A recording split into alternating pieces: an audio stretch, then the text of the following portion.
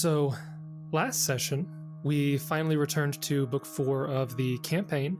After the attack on Long Shadow, we wrapped up all of the various loose ends with the ending of Book 3, including the whole searching of the collapsed tower, the award ceremony that the town wanted to hold for you after having rescued it from the Iron Fang Legion. And we had a couple character moments interspersed throughout that time. And then the party, after a week of downtime, fixing up the town, getting things all around, resting and preparing, set out once more to the Valley of Aloy, which they had found some correspondence indicating that the Iron Fang Legion operated out of this valley prior to the attack. And some of their advisors, Oran and Sirio specifically, considered it to be a particularly good area to investigate, either for a retaliatory attack or to get intel if possible. And there were also notes talking about a possible tunnel connection from the Valley of Aloy to possibly Kragadan, though you don't know of any specific route, but that there apparently is one which was employed once before by the Legion for some reason. So, after 5 days of travel, you made it to the Valley of Aloy. You started to investigate some of the points of interest there, and you came across Navi and her caravan, which had basically been chased up out of the Darklands by the Morlocks that are in the caverns below, and they were kind of stranded up here in the valley. Their wagons had finally broken down, and they weren't sure what to do, but upon your arrival, you were able to help repair all of the wagons with your magical hammer, and you encountered I would say old friend, but pretty much none of you were around at the same time as him, but Oran was with Navi, having been picked up by her sometime after entering the Darklands and being taken into her employ as a bodyguard, hoping that eventually he might find a way into Kragadan. And Hursk, at this point, decided that rather than going into the Darklands, potentially all the way to Kragadan, which he didn't have a great deal of ties to, it might be better for him to turn back and make his way to Skelt, or stay at least in the Hollow Hills region to continue with his own goals. And so he left, and Oran joined the party, and the four of you, along with Navi in tow, decided to go to the other point of interest in the valley, the encampment, where you encountered a lone, or what you thought was a lone, bounty hunter. And upon the breakdown of negotiations, he called out his posse, his bounty hunting posse, and you were all in a battle surrounded by half dozen, 2, 4, 6, 8, about 8 enemies who had popped up out of the surrounding buildings and rubble to attack. We had ended the session at the very start of round 2 of combat, and jumping right back into it at the top of round 2, we have Jessup. Oh crap! Oh great heavens! Good combat music, Sarah. Sounds provided by Sirenskin. Hashtag not a sponsor. Not yet. Let's see. I'm not sure what I'm gonna do. Jason, can I see, do all of these guys, besides obviously Mr. Musketeer up there, do all of them have bows and crossbows, or? Yes, so if you're looking around, you can see that a number of them currently have longbows, and it looks like 3. So 4 of them have longbows, 4 of them have longbows, 3 of them have crossbows. All right. Well, I guess I'll see what I can do here. So Jessup will. Actually, I apologize there. according to their stat blocks, they're all longbows, but their image is definitely a crossbow. So it's a little confusing, but I guess they're all longbows. You know, you could just make it whatever you want. Yeah, but there's a whole action economy difference between the two, and technically their feats are built towards a longbow, not a crossbow, so... So Jessup will run up 30 feet behind Oran, and he will look up at Kieran and be like, oh gosh, I hope you know what you're doing. And he will use one of his charges on his new cloak, Long Shadow. And he will use it to cast displacement on Kieran using reach. And I'm within 30 feet. Ooh, fancy. Keep him alive and not instantly dead. What did it cast? Displacement. On who? Kieran. I kind of made it sound like I ran up to Oran. I was to do something cool to him, but I just ran up to him. Hi, new friend. Here, Kieran. Hi! You got channels. You'll be all right. You'll live forever. Okay. Yeah, so you run up and you cast that on him. That is your turn. Brings us to the blue guy. So the forest soldier are these guys. Okay.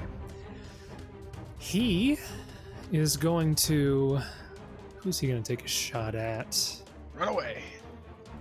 So the forest soldier is going to take one shot at Kieran. He was who he was shooting at before. All right, one shot. That is a 19. That will miss. Okay. And then he is going to free action drop the longbow and pull out a battle axe. And 5-foot step. You're out of mirror images, aren't you, Kieran? That is correct. Yeah, Would displacement go off before mirror image or vice versa? that's a question. Yeah, I'm not 100% Well, I guess sure. not that it matters, but only because if like you attack and let's say you got a 20. Let's say it still missed Kieran, but was in 5 of mirror image. Would you have to roll displacement to see if you missed even to hit an image, or would it? Yeah, I would let it stack like that, except that it sounds broken. But I would Yeah, do that's that. a bit much, Or would I it be think. whatever spell is cast last? So mirror image would go first, then displacement. The mental image, though, is that Kieran has 8 or however many images, and each image is like shifting with 50%. So See, that's the thing. I Yep. don't think that Yep. each image gets displacement. I think it's only the real you that gets Oh. displacement. So in that case, it undoes mirror image because you can tell based on the one that's fuzzy, which is That the would real be one. funny. It's like, it just counters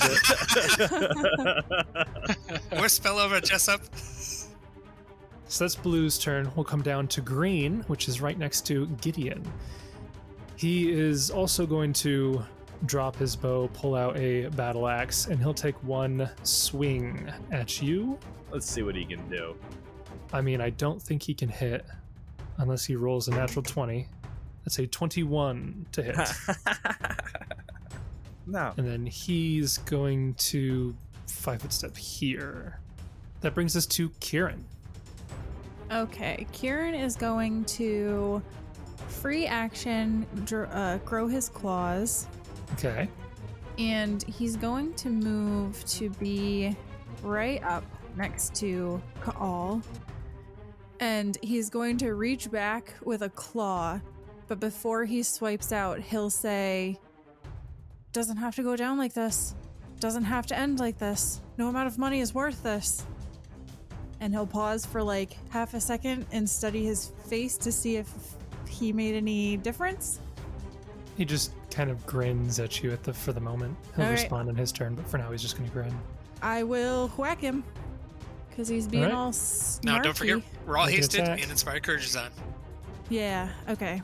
So, one attack with my claws. Kill him. 26. 26. Instantly killed. That will hit your target. Okay.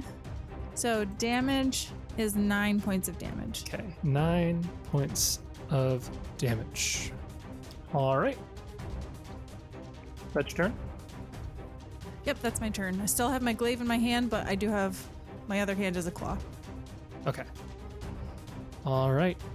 That brings us to the blue sharpshooter, who's over here.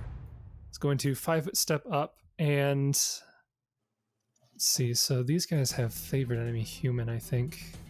They have favorite enemy dwarves, but they have favorite enemy human, which is better. That one is closest to... Well, no, green is close to Kieran, so... Blue's gonna take a shot at Jessup, who's casting spells over there. Oh, how does he know? Did you roll spellcraft? I could have just been speaking gibberish. He doesn't know, he might not know what you cast, but he I'm knows gonna you roll cast bluff on the something. GM. That's a 28 bluff, Jason.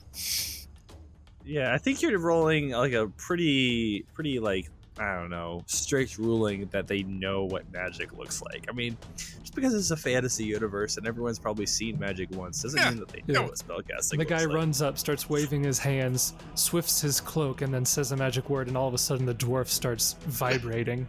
Yeah, It's like, that's not magic at The all. dwarf starts vibrating. He didn't even cast it on Oran.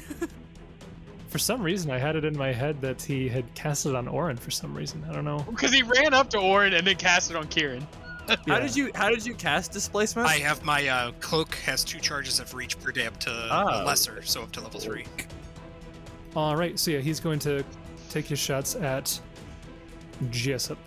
No. Cheers. So he'll throw on rapid shot. He's not within point blank shot. So, and he's not going to do deadly aim yet. He doesn't know how hard you are to hit. So 3 attacks. First one is a natural 19, which does not crit on a Miss on the longbow. 19. Natural 19, so that's gonna hit. So that will be... So this is with favorite enemy human. Ooh, that's gonna be decent damage. 14 points of damage. Second attack, this is the rapid shot. This one is much worse. 17 will miss.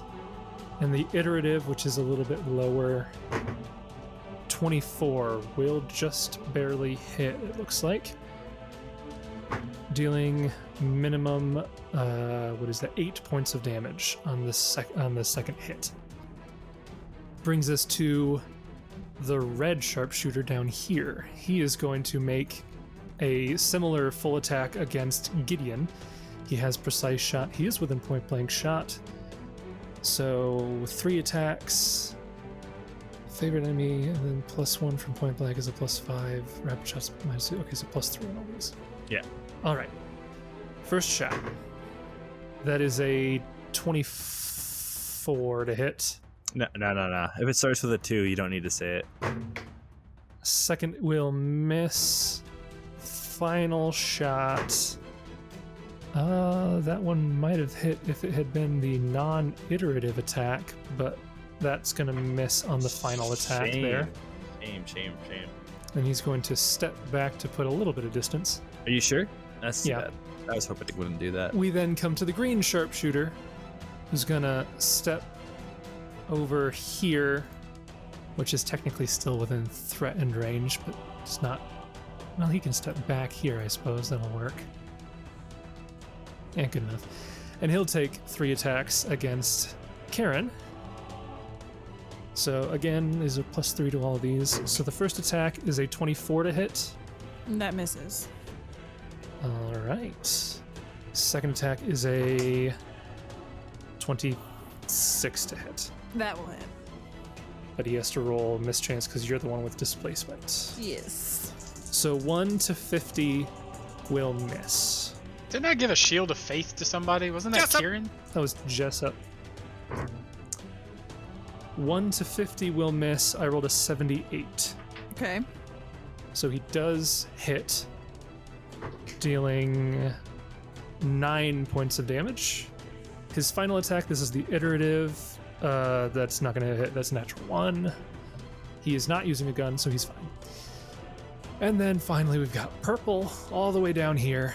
He is going to move action, his movement speed, and then take 1 shot at...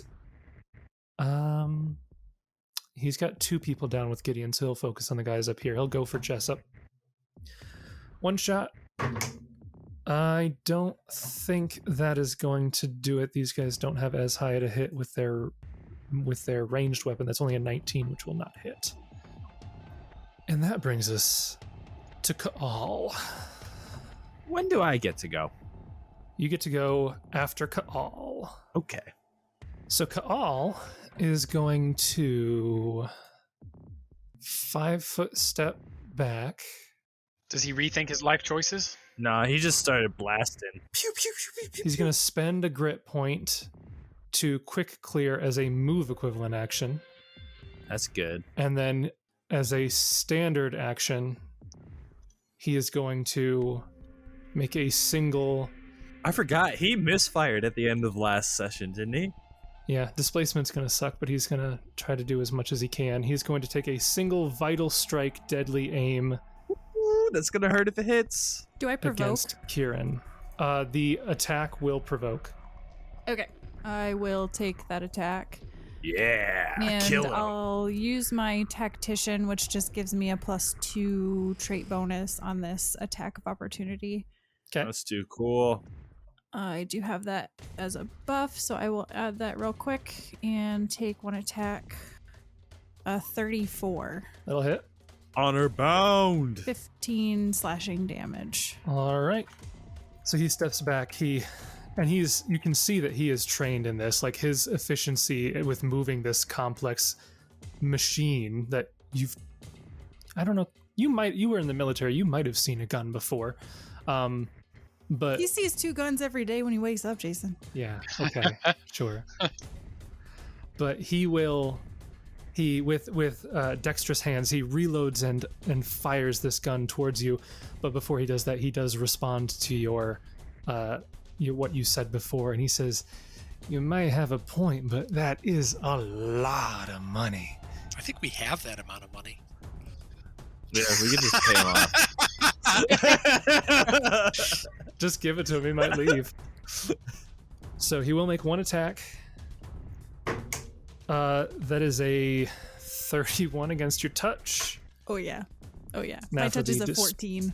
The displacement. So 1 to 50 is a miss. That is a 90. Ouch. That'll hit. Oh gosh, what is the damage on this? Okay, so he is point blank shot, so that's +1. Deadly aim, so that's another +8. Don't get to roll d12s too much. Okay. As a cocked die. It was better as a cocked die. That is 24 points of damage. Ow! That is Ka'al's turn. We now move to Gideon. Finally, some murder. I'm gonna hit the one right in front of me with a full attack, and if I kill him in the first one, then I'll move my body. Okay. I would be impressed if you did enough to kill it in the first one. You don't know what I can do. You might be able to do it on a crit. Well, there's some low rolls. Yeah, some of those are Oh not my great rolls. Gosh. The 19 will miss your target. The 20 will miss your target. The 30, though, will hit your target. Yeah! Woohoo! Was it your iterative that hit? Oh, No, that was my hasted attack that hit. gotcha. I was going to say, it's always funny when you're lowest to hit, but that's not your No, lowest to it's hit. not only that, but it rolled absolute minimum damage. I rolled a 1 on my D8 and a 1 on my D6. And thanks to that, he's still up. Yeah. Feeling great. Do you want to 5-foot step, or are you good? I want a 5-foot cry. Okay. Brings us to Oran. I'm gonna cast a spell and move. I'm gonna cast a spell. I cast a thing of bull strength Ooh. on myself.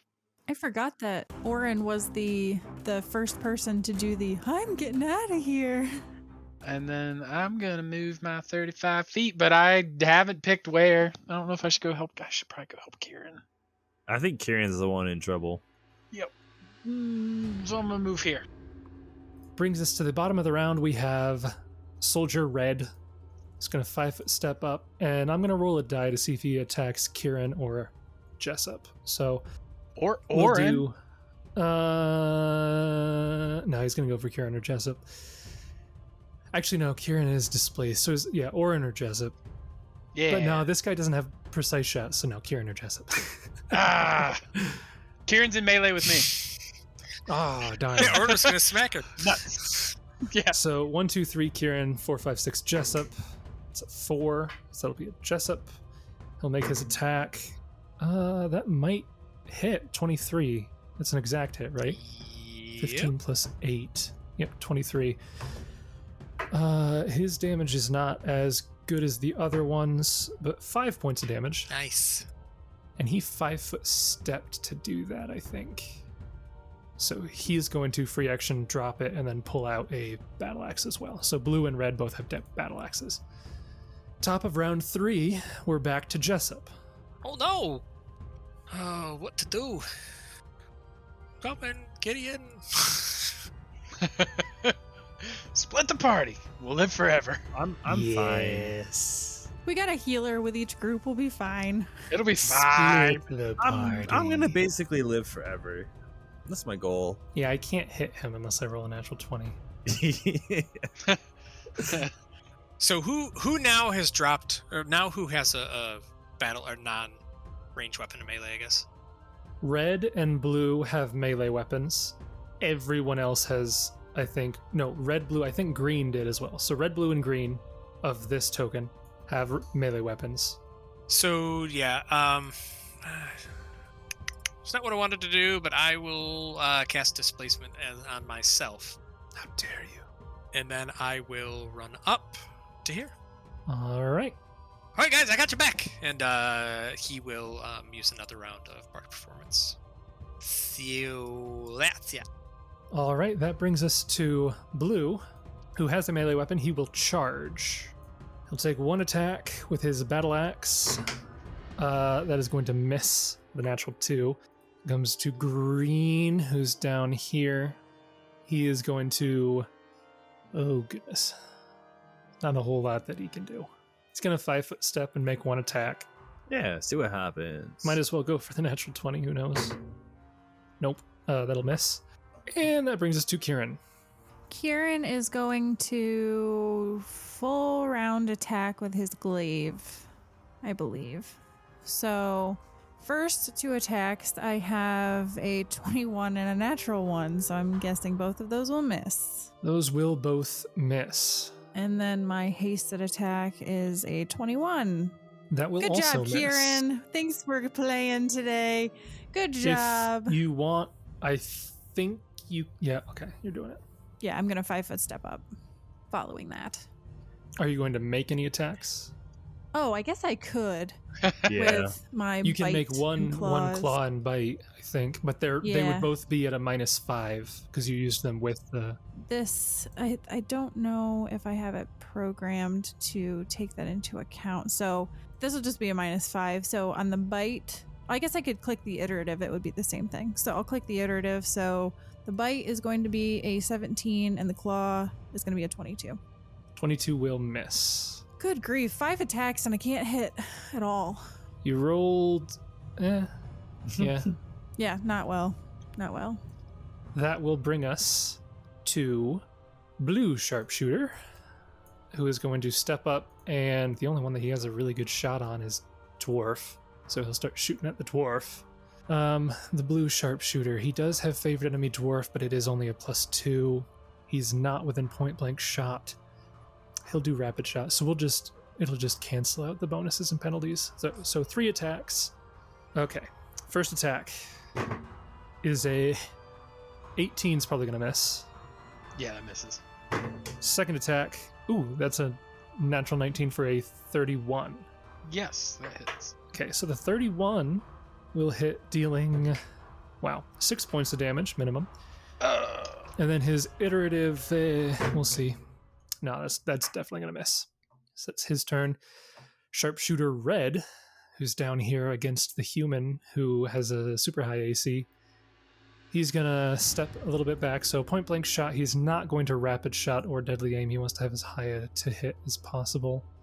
So +5 to all of these with favorite enemy. But only 2 attacks because he's not rapid shotting. So first attack, that'll do it. That's a 32. That will not do it. Nice. His iterative will have to be a natural 20 then. Nope. So he will both of those will miss. Thank you, Jessup, for that haste. You're welcome. brings us to the green sharpshooter, who's going to step back, and he'll do 3 attacks against the... The dwarf? Yeah, that displacement's super annoying. Yay! He's gonna do it at the dwarf. He'll see how hard the dwarf is to hit. He's going to rapid shot. He's not gonna deadly aim. He's gonna do the first attack against the dwarf. If that misses, he'll switch to Jessup. That sounds complicated. Just do all 3 on me. So against the dwarf, point blank shot, this is +3. It's only a 20. It's a low 20s. 23 to hit. No. Okay, so next 2 will be against Jessup. And there's a natural 18. 30. Oh, this is against humans. 32 to hit. Roll displacement. Yeah, so 1 to 50 will miss. I rolled an 89. You're gonna start rolling those in chat. Hacks! Hacks! I can if you want me to. Not minimum, but almost minimum is 10 points of That damage. still hurts. Is that right? No, he did not deadly aim. Sorry about that. 8 points of damage. Hurts a little less. That was his second attack, and he did rapid shot, so he gets 1 more attack. But I think he has to roll a higher than that, so that'll miss. And finally, well, not finally, of my block of Iron Fang people here, we've got Purple, who he's just going to... He is the only one with a ranged weapon out still, so he's going to move... Actually, yeah, he's... I don't know what's just happening there, but he's going to move up here. That's a weird movement. Yeah, 1 attack against Jessup. Ooh, that might 26. What's this guy's to hit? 26 to hit, but he is displacement. That's a 10, not a 100. It's a 10. I thought it was a 100 because it was a 0 on one and a 10 on the other, but you have to have the double zeros to be a 100. So 10 will miss with the displacement. Brings us back to Kaal, who will... Oh boy, Kaal, what you gonna do? What you gonna do, buddy? Yeah, I guess we'll just step back and full attack. He's gonna 5-foot step back. Well, he's gonna 5-foot step back here. In his experience, your glaive has been more damaging than your claws or bite. He hasn't gotten hit by your bite. But... So he's going to take the risk of your melee stuff rather than your reach weapon. And he's gonna full attack. Okay. My bite is a 30, Oh, that'll hit. and it does 12 points of damage. Add another 5 from my discordant voice, please. 5 sonic damage. That's right. It's going to bypass any DR they might have. Okay. He is going to deadly aim, point blank shot, rapid shot. So first is a 24 against your touch. That'll hit. Okay. I'll do the displacement here. 70. Oh my gosh, my heart Hacks. just stopped. I thought that was the damage. No. Oh, Kieran Oh is my instantly gosh. dead. That's a Oh. non-crit, just 70. I was was like, just- guys, we gotta get out of here. That was the Kieran displacement. Okay. blinks next turn. Oh my gosh. The damage is 25 points of damage. Second attack. That is a 28 against touch. Displacement is a 42, so that will miss. Oh, thank goodness. Third attack. So this one is okay. This could be fun. That's a natural 20. And I mean, it's his second iterative, but it's against touch, so he's likely to confirm. Breath of life. You might need to queue that up. Honestly, you 5 might Come on, need to queue that displace up. me. damage plus 1 point per caster level. I don't know what your touch is, but let me just make sure that this is the correct one before you tell me. I see you put something in the chat. I'm not looking at it yet. Right, you're afraid you're gonna cheat? Which says 16 against touch. Yeah, that's gonna hit. Displacement. Displacement. It's a crit. I'll do this one in the chat. Just why not? You have to roll on displacement for the confirm too. That's so crazy. No, just for the attack. Well, okay. I think you do have to do it for the confirm, but I'll just do this. I don't know.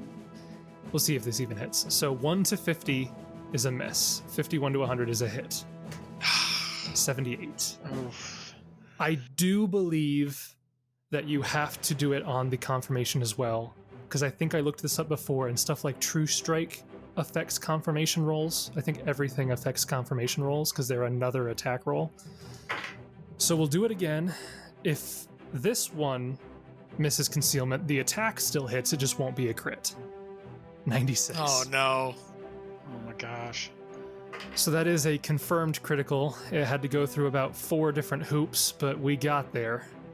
That's pretty crazy. Let's hope you got that breath of life ready, because I'm reading the text right now. I'm sure this is going to drop me. This is It's going to be funny. a lot. I was Yeah. looking up some rules interactions for displacement and confirming crits. Number one look up is displacement and mirror images. This is not a vital strike, though, correct? Because he's No. shooting me multiple But times. the D12s were not in your favor. Oh, and I deadly aimed this too. Oh my gosh. Let me make sure that I did that correctly.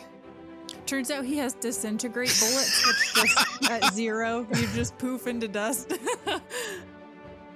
So it's a ×4 critical. So that was 4d12. And on the die, I rolled 30. And then his modifier is quadrupled. And with deadly aim and point blank shot, his modifier is 16. So that is 94. Gosh. Is that I mean, correct? honestly, I don't even know if Breath of Life will bring me back It from won't. this. It won't. Yeah. Depending on where you're at, it won't. Would you say 94? I believe that is correct. I think Breath of Oh. Life just has to bring you back to... Oh yeah, I don't even have to keep this a secret. Kieran is utterly just destroyed. This spell cures 5d8 points of damage plus 1 point per caster level.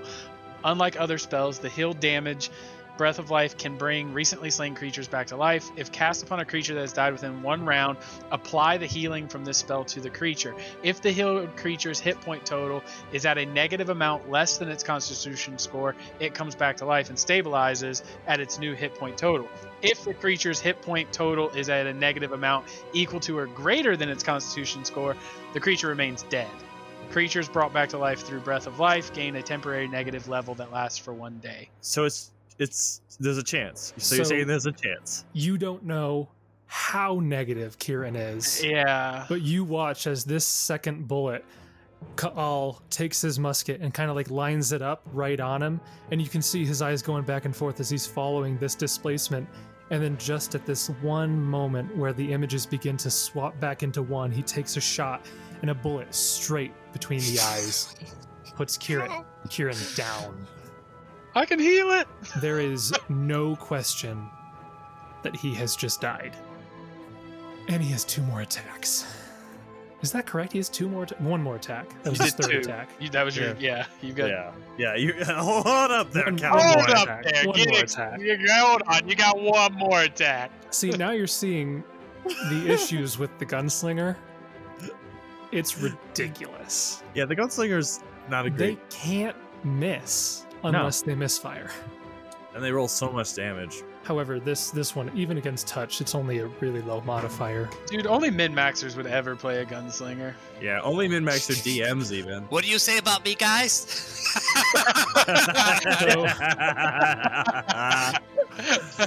Oran, does a 13 hit your touch? My touch? Your touch.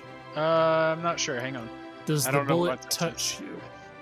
The bullet does not touch me. Them deflection bonuses. 14 is my Oh, touch AC. Wow, that was close. Yeah. So this bullet, he immediately switches and shoots at you, but you feel this invisible barrier kind of shift the bullet just enough that it just grazes your cheek and flies on by.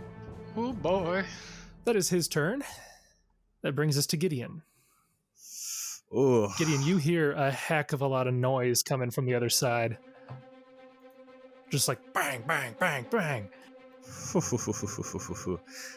I'm trying to see if there's anything useful I can do.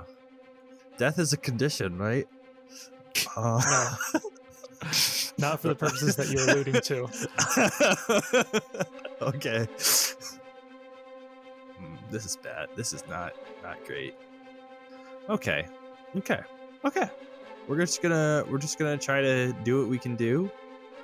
It's not gonna matter. He's just gonna push off of this stupid green guy and rush all the way across that side of the battlefield with a double move to get a withdraw or a double move. I guess I could withdraw. There's no reason not to. So what is your exact path? Because there's people in between, so I want to make sure can you get there without provoking from anybody, or are you going to provoke from somebody? No, I can get there without provoking anybody. You can check and make sure my path looks good. Because you should have 120 movement available, right? Yeah. Yeah, So- you can get there. You're good. I'm fine. So you double move all the way into melee because you feel that your armor will help you so much. He doesn't know any better. He really doesn't, and that's unfortunate. I'm not a filthy metagamer. Okay, I'm just role playing my character. He saw Gideon. Gideon. He saw Kieran's head blow up. He shouts no and is in his deadly juggernaut, just rushes over there as quick as he can in the Okay. blink of an eye. That brings us to Oran. It might come down to a roll here. Depends on what Kieran was at. I don't even know if he can bring him back with Breath of Life. Go ahead and roll me a heal check. Okay. 12. Well. He doesn't know. Just do it. Just do it. Just do it. You never know. All right, You know, yeah. a funny he'll image try. though is like Breath of Life is like the AED in fantasy. If it works, it's just like like a shock to the heart. Ah! He just And takes that his warhammer and smashes him on the chest. smashes him on the chest. That's how he revives him. I do That'll want you to describe this breath of life in as much dwarven flavor as you can. If you bring them back, if not, you could just pretend. I to don't get have that It's a prepared. kiss, just like Snow White. Yeah. Kids. He No. Kieran will stay dead. Thank you very much. No, I like to imagine that your beard like animates and the whiskers just kind of like tickle their mouth. Okay. Yeah, like Oh, electricity no. comes through his beard and like shocks the person back to life. That's how it Beautiful. works. I like that. The kiss? Kieran does respect the electricity though. So yeah, we'll give it a try here, Jason. We'll try Breath of Life and see what happens. 5d8 plus 11. Please be enough. We want a big roll here, man. We don't I'll want no. say I GM rolled it to myself, and I rolled enough. We need not your low gamer rolls, Justin. You need to use all your luck you got left, buddy. He rolled better than I did. Pretty average, yeah. Yeah. 31 points of healing to Kieran, and as per Breath of Life, applying the healing to the spell within one round. It's been within one round. If its hit point total is at a negative amount less than its Constitution score, it comes back to life and stabilizes. Kieran, what were you at? So the moment you hit Kieran with this spell, he Yeah. goes, and his eyes flash open, and he's at 1 hit point. Oh no! Oh my gosh! No! Isn't that- Die again! Go back down! Easily. Kieran, Oran sees him wake back up but still super wounded and punches him in the face. Gideon kicks him in the side. Stay down. He tries to get up, and he's attacked of opportunity by both Gideon and Oran. Sadly, the displacement ran out when he went unconscious, so now he's defenseless on the ground. On the ground. Yeah. Oh boy. No. Okay, That's Don't so like that. bad. that's your standard. Do you have anything you can do with a move action? I don't think so. I can't. A channel's a move action, right? I don't think so. I'm wonder pretty if sure there's it's not. I wonder if there's anything that can make it a move action. That would be pretty cool That if you would could. be a But little overpowered, I think. That feels like something that should become a move. Because then you could do it twice in a turn, then, right? I'm gonna look up if there's a thing called Swift Channel, Quick Channel. Ooh, there you go. What's that You do? may you may channel energy as a move action by expending 2 daily uses. Oh yeah, that's pretty balanced. That's Knowledge, pretty balanced. religion, 5 ranks, Yeah. and channel energy class. Yeah, so Yeah, for a that's feat cool. and 2 uses, you can do it as a move action. That's cool. But that's exactly like you said, though, Brandon. You could do 2 channels desperately quick, but it would cost you a resource as well. Okay. That'll be it. Brings us to Red, who Golly. obviously has to shoot the guy on the ground. No, Put the guy on the ground. Yeah, I think that makes sense. That makes actually, sense. he has a melee weapon, so he's going to charge at Coup de grace. the guy who just, like, cheetah ran past him, Yeah. not knowing that he's impossible to hit. Absolutely impossible. Oh, Just an FYI, guys, I only prepared one use of Breath of Life. It's Just okay. saying. I'm not gonna die. that is a natural 19 You might. with the charge bonus for a 31. I get wrecked. I'm telling you, they gotta roll a 20. Top of round 4. I was tired of your troops, Jason. Well, will you be tired of my gunslingers? Oh yeah, soon Yeah. enough. Very Yeah. soon. You're up. Oh no! The gunslinger is dealing out some crazy stuff over there. Jessup turns around to see everybody rush over to Kieran and leave him alone. Be like, all right, guys, I'll hold the line here. Jessup will 5-foot step back in total defense. As they all move around him. He takes a defensive stance. They all look at him and is like, "You've got displacement. I'm not even gonna. No, I'm not going to shoot at you. no." That brings us to Force Soldier B for blue. Oh gosh. He's going to step up and, well, you're total defense, so you can't take an attack opportunity. So he's actually going to move action go here. Am I gonna slap him? And he's going to ready an action. Brings us to green, who is all the way down in nowhere. He's going to get somewhere closer as a full round. Kieran, it's your turn. You are prone on the ground, Yeah. conscious, but you have dropped your glaive. Yeah. You can attack from prone. Yeah. Oh dear. You could also stand up. This is And- a pickle. Well, why'd you have to come back at 1? Why couldn't you still be a 0? The gunslinger can't make an attack of opportunity with a ranged weapon, so you'll be fine. So these other yahoos, red and blue, they have swords. They have battle axes. Red could make an attack of opportunity on you if you stood up. Blue could not. Ooh. It's not ideal. You do still have displacement though, don't you? Or that No. does go away when you No, die. I think No, you do. displacement and haste. No, I thought it was gone. No, that's not how it works. It was a joke. The spell effects don't end when you go unconscious. They end at the end of their duration. Oh. Okay. So you're still hasted, and so you could make a full attack. You could make your claw, bite from prone. You just take penalties. That would be foolish, though. Who would do that?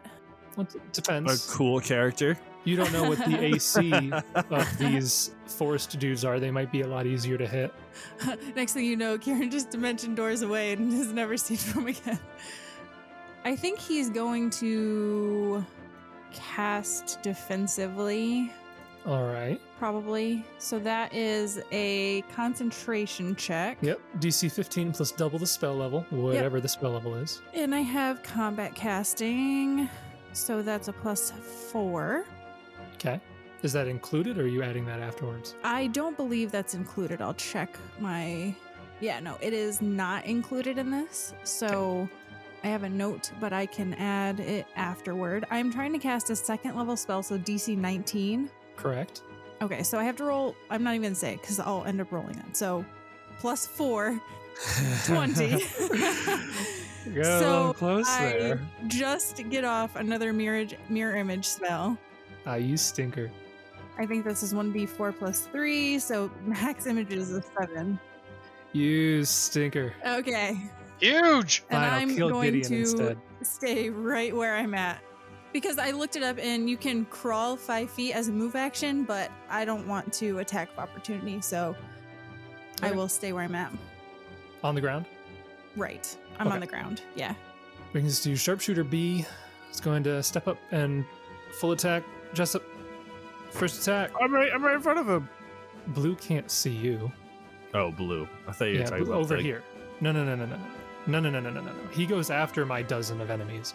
Gotcha. So he only rolled a... I don't think this is going to hit you because your AC is higher than...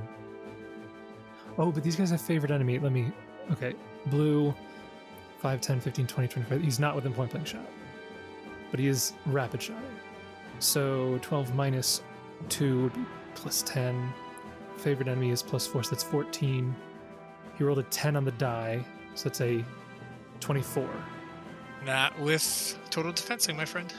Oh, I forgot. Nice. Nice. I forgot about total defense. Don't tell him. bait him. Don't make him angry.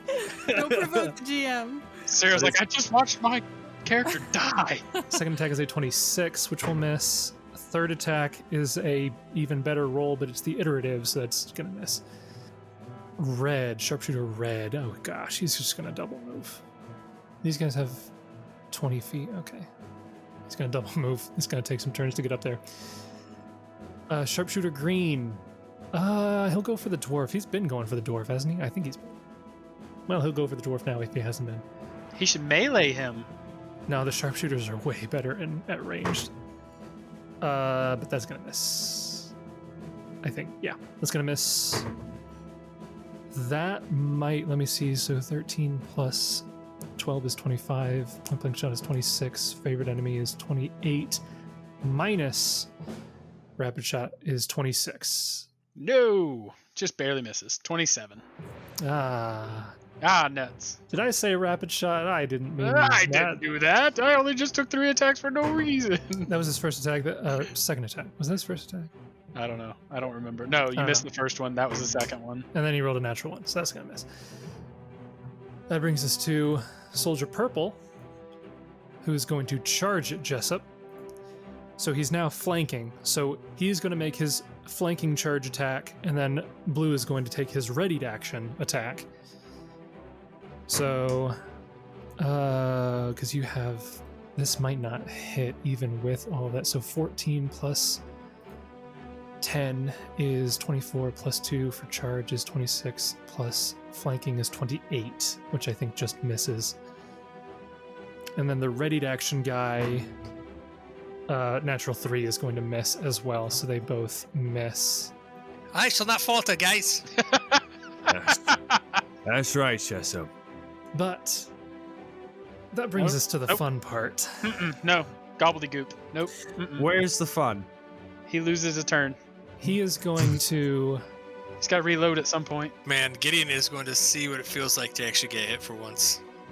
He's been reloading. He's been reloading on every shot. Really? That seems like a little fantasy. Is But that the even fun real thing life? is that at 11th level, gunslingers get lightning reload, which means that as long as they have a grit point, they can reload as a free action if they have rapid reload in alchemical cartridges, and they don't provoke an attack of opportunity for doing so. That sounds like cheating. It kind of is, but that's how the game works. Interesting. He is going to... I want it to make some room here, but he's going to see how this works. He's going to try to move, and then he's going to vital strike Gideon once he gets over there, but that will provoke from you guys. Oh, I'm gonna try to kill him.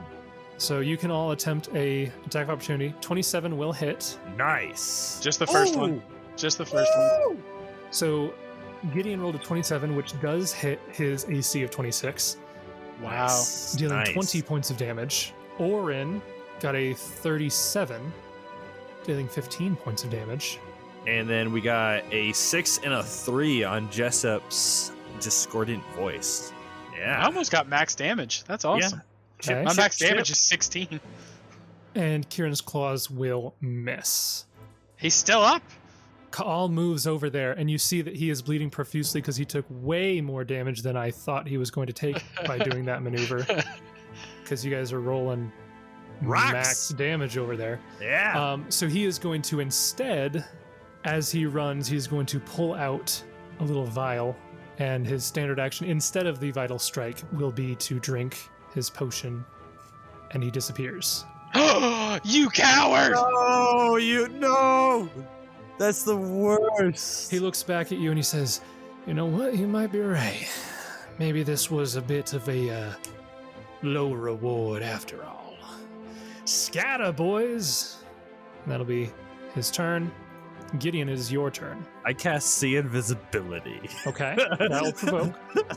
I don't actually have that spell. Is there any way I can see someone who's invisible? It's gotta be something, right? No. You could attempt to attack a square.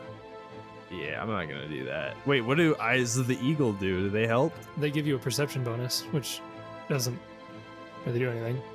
I'll let you make a perception versus his stealth with invisibility. Yeah, that's okay. Can you be a plus 44 stealth roll? Let's just not deal with that. We'll go ahead and start an invocation of healing.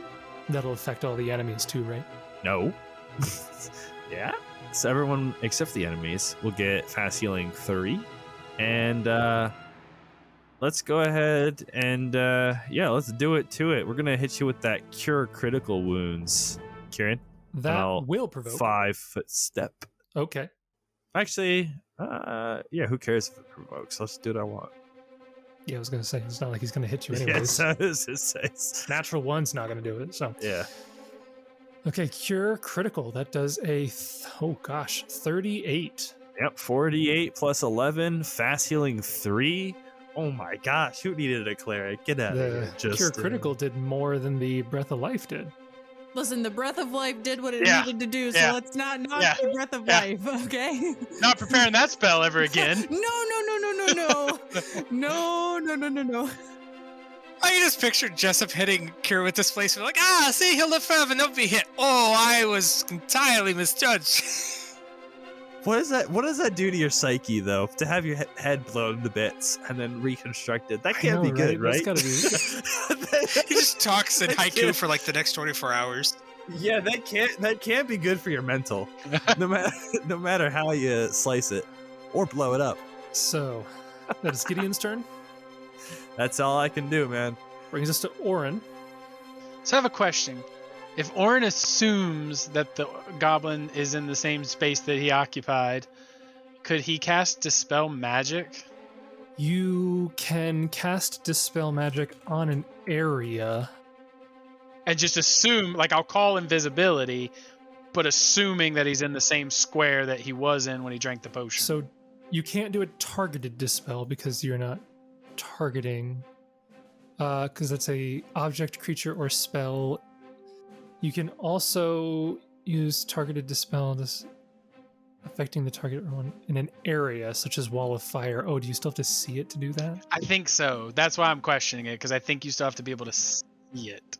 Yeah, it looks like you might have to see it Yeah. because it is a targeted spell. Which kind of sucks because you can't dispel invisibility then. It's not until you get Dispel Magic Greater that you can. Yeah, Dispel Magic Greater, you can do it on just an actual area, a 20-foot burst. Oh, okay.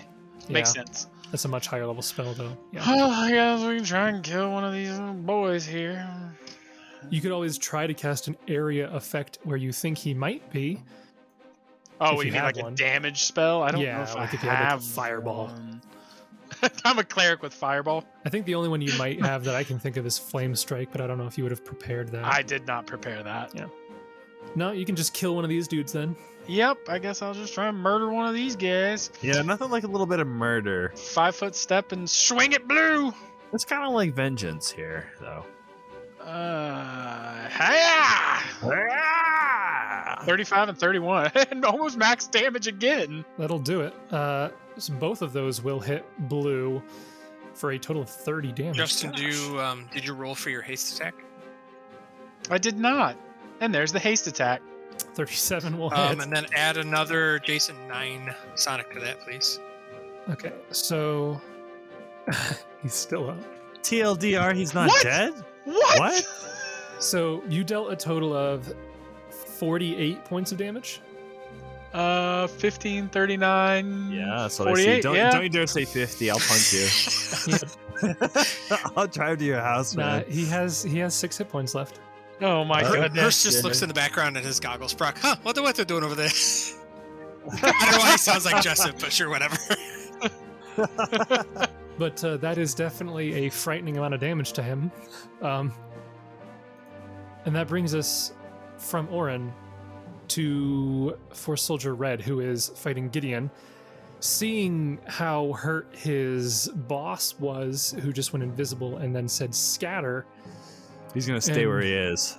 seeing that everybody has mirror images and displacement and that there's some crazy high-level magic healing going on, oh, he's going to withdraw full withdraw. He's running. Oh, their full withdraw is 40 feet. Oh, cute. Oh boy. I'm gonna kill him. I'm actually gonna kill him.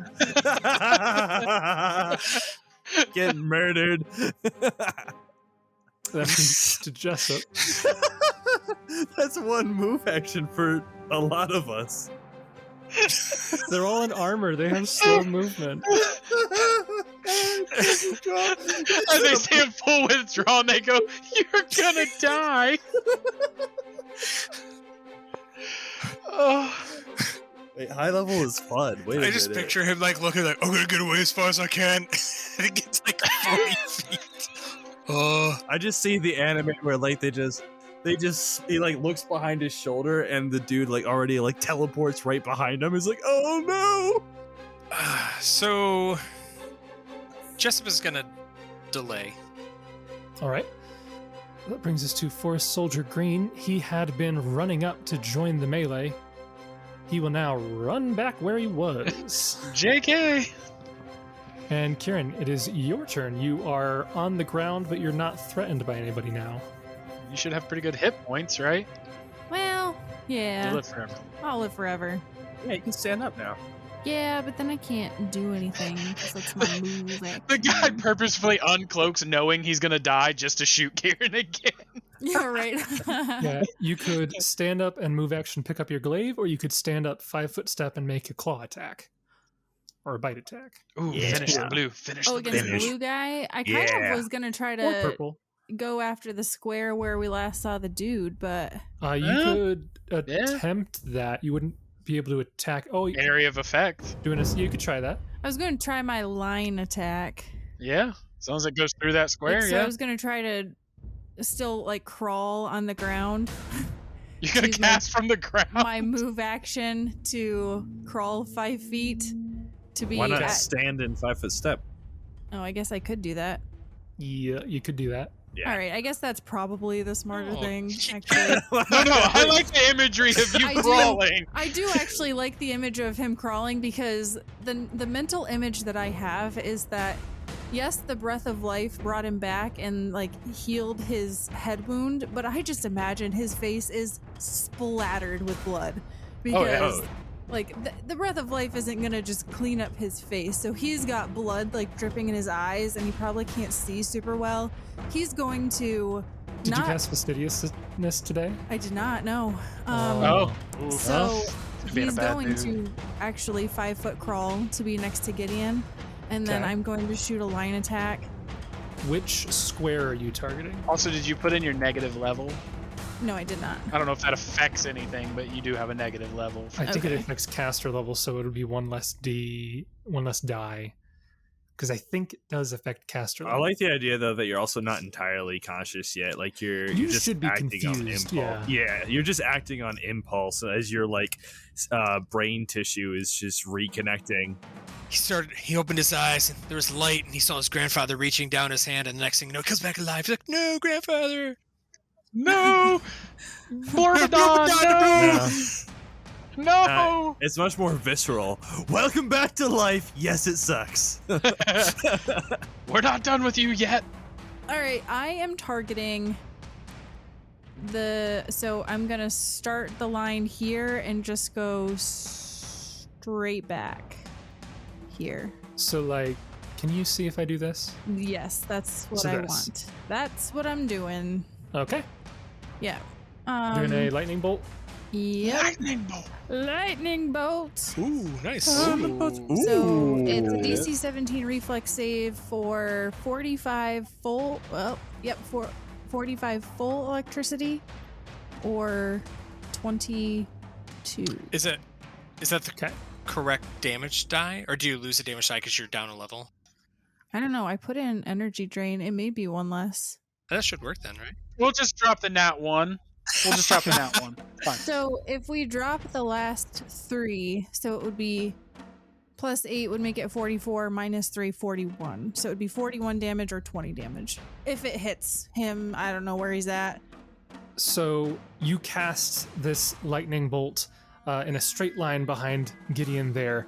And for a moment, you don't hear anything because he's invisible. Even if he were to die, you wouldn't know until the spell runs out. But you don't hear any shouting. And then like a couple seconds later, you hear a voice saying, like, "My goodness, if you would please not cast such dangerous magic so close to me again, that would be nice. That was like 5 feet away from me." Yeah, is he in the square? I'm not telling you what square I'm in. Yeah, I think he. I'm gonna roll He perception. moved, drank a potion, and moved again? No, that's not possible. That's suspicious. I think I just changed his layer. I don't think I moved him to a different square. Well, then he. Well, okay. I'm pretty sure that's the correct Yeah, 'cause square he was he's up in. here. He was in a straight line from Oran. Oh no, I mean I did the straight line from Gideon, so that makes sense why I missed. That makes sense why he missed, because he was in a straight line from Oran. He was right here. Kieran didn't know. He just heard the voice coming, so he's just shooting it in a place that he thinks is near where he's at. So That's true. Kieran would not know because he was dead. Yeah, he was dying. He was awake he during was that conscious, part. so he Yeah. he woke But up was to he a all hubbub. there? Probably not, so we can rule that. Okay. That is Kieran's turn. Jessup can go. Okay. Jessup, you can go. Jessup will attempt. He will attempt. A diplomacy check. No, an acrobatics. Okay. To get over, I guess. There we go. Yeah, so I'm trying to get there. Well, we'll see. So Okay. I have to roll, and I forget what the DC is because I'm going through 2 or 1 It's square. their CMD. And I will roll a nat 1 for 13. So I'll stay right there. Yeah. Oh well, no, you still move because you're not going through his square. They still get their attacks. So the first one, you're no longer total defensing, but they are no longer. So they're still flanking. Correct. But that's still only a 22, which I don't think hits. That just still misses. Yep. And the other guy, that one is a 27. Yep, that hits. So with his battle axe, you take 10 points of damage, 11 points of A damage. roll displacement. Oh, that's true. That's true. That is true, and that is a 51. Okay, so how much do I take again? 11 points of damage. I thought it was a 15, but no, it's a 51. Yes. But yeah, you get over there. Jessup will move over and he'll kind of look at Kieran and be like, Kieran, you can do this! And then he will cast a spell. All right. Heroic Finale on Kieran, so Kieran could do another standard move action. Ooh. Okay, you have a bardic performance in effect to cast a spell. With a flourish, you immediately end it, and one creature within range affected by your bardic performance can make a move action or a standard action of their choice. So Jessup will kind of say, he's right in here! I guess he'll kind of say he's like 10 feet away from the corner of the house. Huh. I believe, I don't know. I think he was here, I couldn't tell you.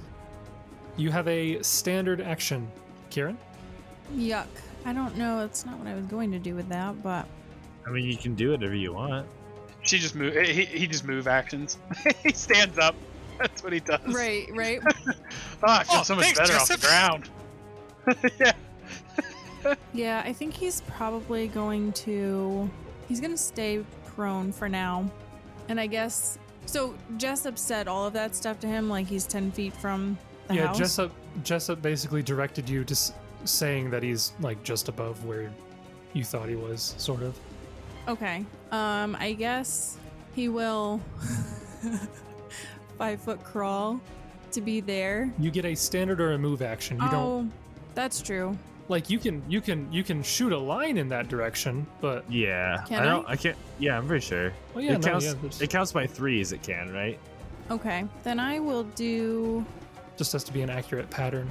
I will do. I think you can even zag it by 2s if you want. Technically, can you not? I mean, you can do it by any consistent repeating pattern. You could do pretty much. Right. Like, it can't be 2, then 3, then 2, then 3. It has you to be. can't arbitrarily change the line, but it has to be a linear progression of some sort. Okay, that makes sense. He is going to pull a. Well, that's. Sorry, I was going to do that as a flavor, but I won't. I'll just lightning bolt again. I'm sorry. Roll your Sarah. lightning bolt. You're Well, so I was cool. gonna use a component, which I don't actually need to use components, but it's gonna be flavor. But then it would be like, oh no, you can't do that because you only get a mover standard, so I'll just lightning bolt. So again, this one will be -2, -1, so 39 regular or 19 half. All right. I'll roll his save in the chat. Why not? So 1d20 plus his reflex of 14. Oof. That is a 32 reflex save. So what is the damage he takes? 19 electricity. Okay. You hear him kind of yell out in pain as this crackling energy courses through him. And you do hear a whisper in response.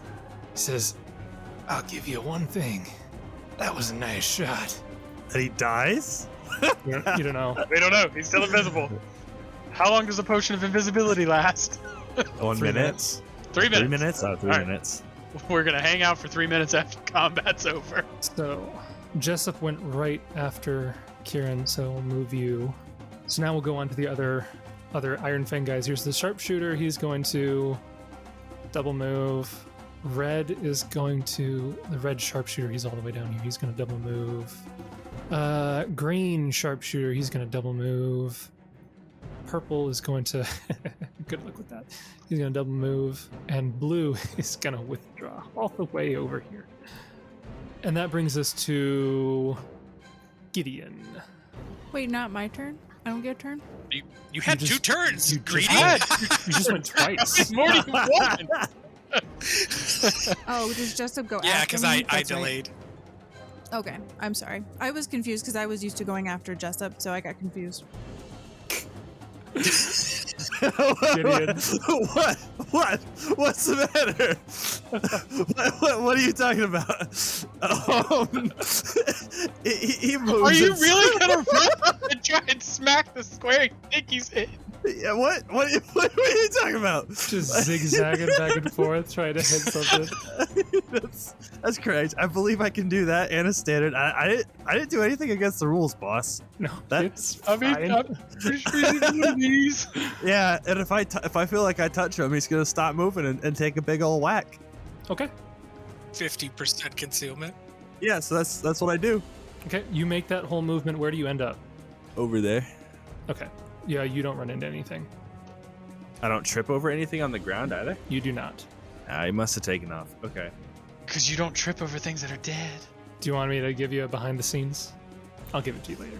I'll give you. After the combat. You want me to give it to you? Nah, I won't. I'll give it to you later. Okay. Well, while we're at it, then I might as well just bone shaker this guy. Okay. Fortitude save. Yeah.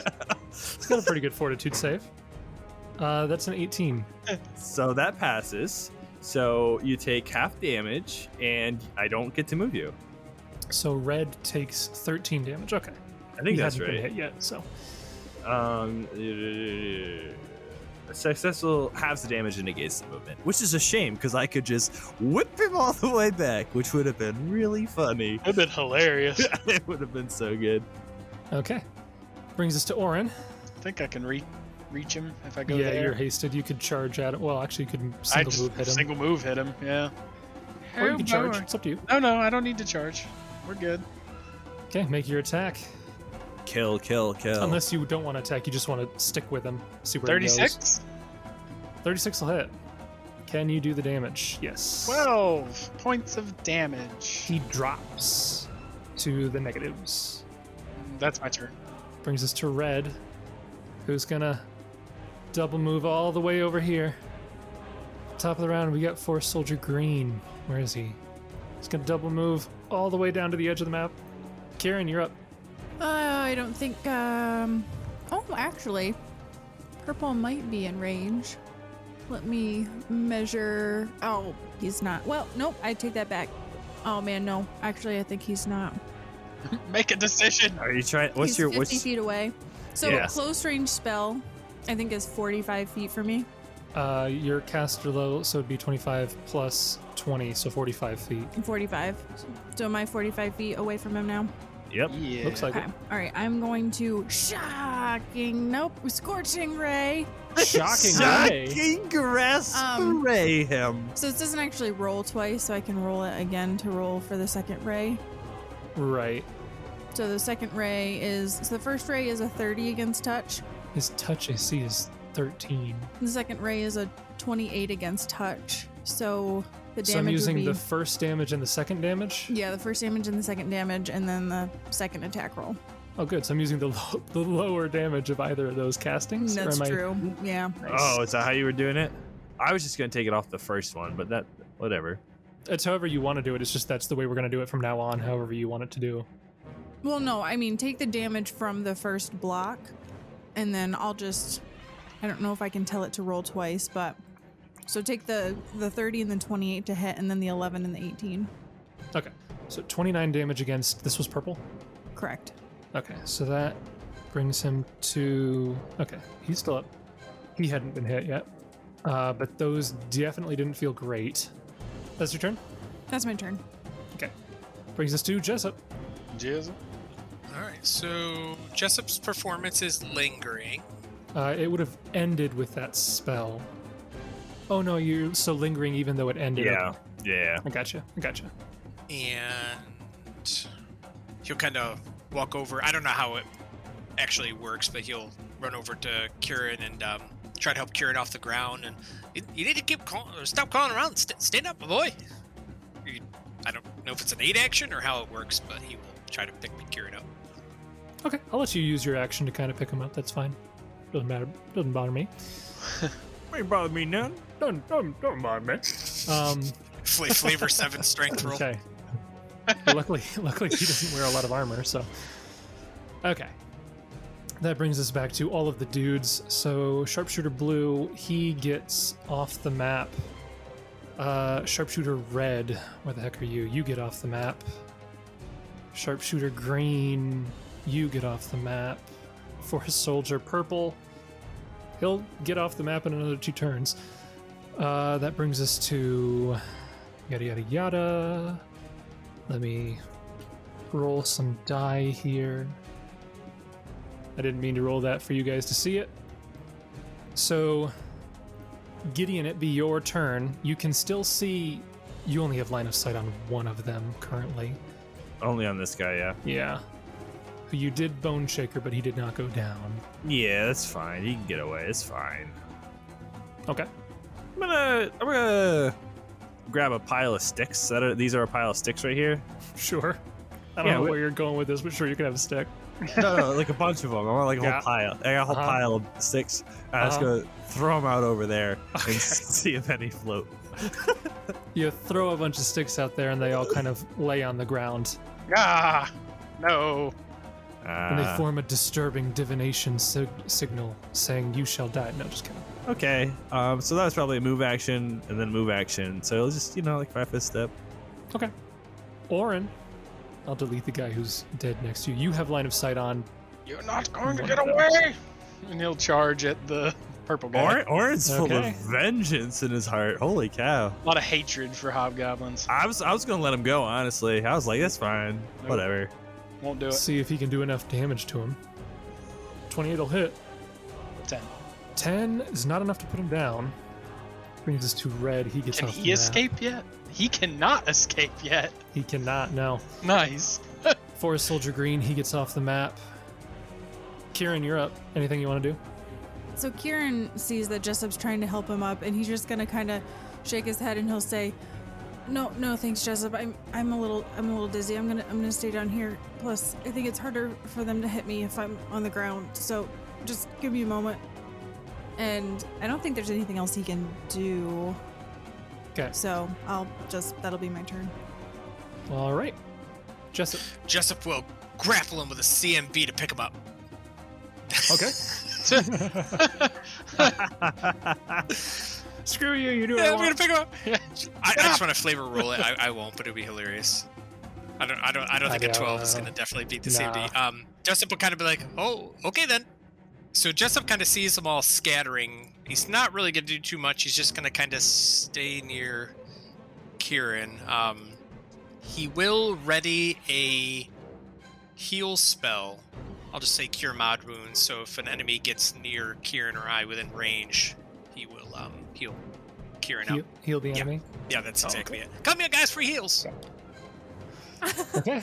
That brings us to all of the enemies. So, for simplicity's sake, obviously this one gets to almost the border, but Oran, you would have a chance. Gideon, is there anything else you want to do on your turn? Is it all the way back to me? Yeah. I'm just gonna move up here and I'm gonna cast Purify Body on Kieran, just to get him feeling good. So yeah, Purify Body restores 3d8 plus 11 hit points. Yeah, let me roll that. And real quick. also removes blinded, dazzled, deafened, nauseated, paralyzed, sickened, any physical ability scores. So you're just kind of trying to purge him of his death. Yep. Purge And him I of think there death. were 2 rounds of your healing invocation that I think I missed. Yeah, that's probably about right. Oh, I must have missed that too. You're too far away to benefit from them, but these two are so That's close probably why I enough. didn't hear it too Yeah. far away. Oh, is that a touch spell? Which one? Purify Body? Yeah, I think you may actually have to, and maybe you had to do this with Breath of Life too, but I have displacement, so technically I'm 50% miss. That is true. I don't think Breath of Aren't- Life would have, but you would have to do it for this one. Even though he's an ally. Yeah. Yeah, because he's still displaced. Okay. Oh, Breath of Life is actually a touch spell. No backsies. We'll remember No in the backsies. future. It's already done. So just roll it and see what happens. No, I don't want to stay dead, please. 50%. Roll it. Yeah, just roll it. Yeah. Yay! No, Kieran's dead. it doesn't count. It was a long time ago. I get my spell back. So Kieran's Yeah, we have dead. to retcon. Yeah, retcon. Yeah, Kieran's dead. No. it's been too much time. I didn't even think to consider displacement in that situation. And I didn't say because I thought displacement went away. I didn't realize it stays on you. No. We'll have Could to, you I'll have to remember imagine? that. That's gonna have to be a rules question though. Maybe take that to the subreddit and see what people say. I'm 100% certain that you would have to. I just forgot that he had it. That's on It's me. one of the mirror images instead. We all weekend at Bernie's pick up Kieran's body, make him cast its spells, and Yeah, after rolling my 50% miss chance, according to the James Jacob, I did look it up. I've now got to roll if I hit a mirror image or not. A 1 on a d8 will get Kieran. Okay. Oh. 2. So you hit an image, but would that wouldn't expend the spell, would it? No, it's Or not what? an attack. It's not an attack. Right. So It's it not just, an attack. it just hits it. It doesn't do anything to the image. That's what I'm saying. Like on most touch spells, you can hold the charge if you don't hit anything. But This if is you correct. hit Oh. an image, does the image count as expending the charge? Like would if you rule shocking no. grasp an image, do you still get shocking grasp? Oh, in that case, maybe I wouldn't even cast this spell. But that's fine. Yeah, Uh, we'll figure it out later. But Well, yeah, no, I think you're right though. I think you would technically, no, because you have to touch to. I don't know, man. That's Yeah, I really don't know. nuanced. anyways, Oran, it would be up to you. You can try to see if you can do enough to put this guy down before. Well, if you plan on chasing him until you put him down, you can catch him every round he runs. So what I was So- thinking was I might get up and just do inflict critical wounds. Yeah, you can do that too. That's what I'm gonna do. That would provoke. That's fine. I think he's the only one that still had a ranged weapon. we out, could though. cast it Go and ahead. then walk up and touch him with it. Yeah. Just do that. Yeah, so How Go ahead many and is that? I roll it. don't remember. I think he It's gets a will save. 4d8 plus 11. Inflict critical, you said? Yes. Yeah, that's 48 plus 11. And he rolled an 11 on his save, so that's going to fail. 29 points of damage. He had 15, so he's at minus 14. Oh gosh, these guys' cons are good. I would have had to really hit him with my warhammer to actually put him down. He In is this thing. down now, but their con is not. nothing to We joke got about. 2 guys. Well, I smash his face with the warhammer. Okay. So you managed to kill 2 of these bounty hunter groups members, but the rest of them scatter in all different directions and run off out of sight. And the battle is over. I'll let you see behind the scenes. Ka'al had 19 hit points. And assuming that whatever you told me was correct, you said it would be 19 damage on a successful save. Yes. So he was at 0 when he said that was a good shot. So when he moved, did he pass out? No, you only pass out if you take a standard action. You can move a single move action without passing out. Oh. So he did a single move action, and you guys didn't know where he went. And Yep. then he took a potion, and then he Yep. Yeah. Yep. And then Scooby-Dooed out of there. So you were extraordinarily close. Yeah. So he'll never darken our door again.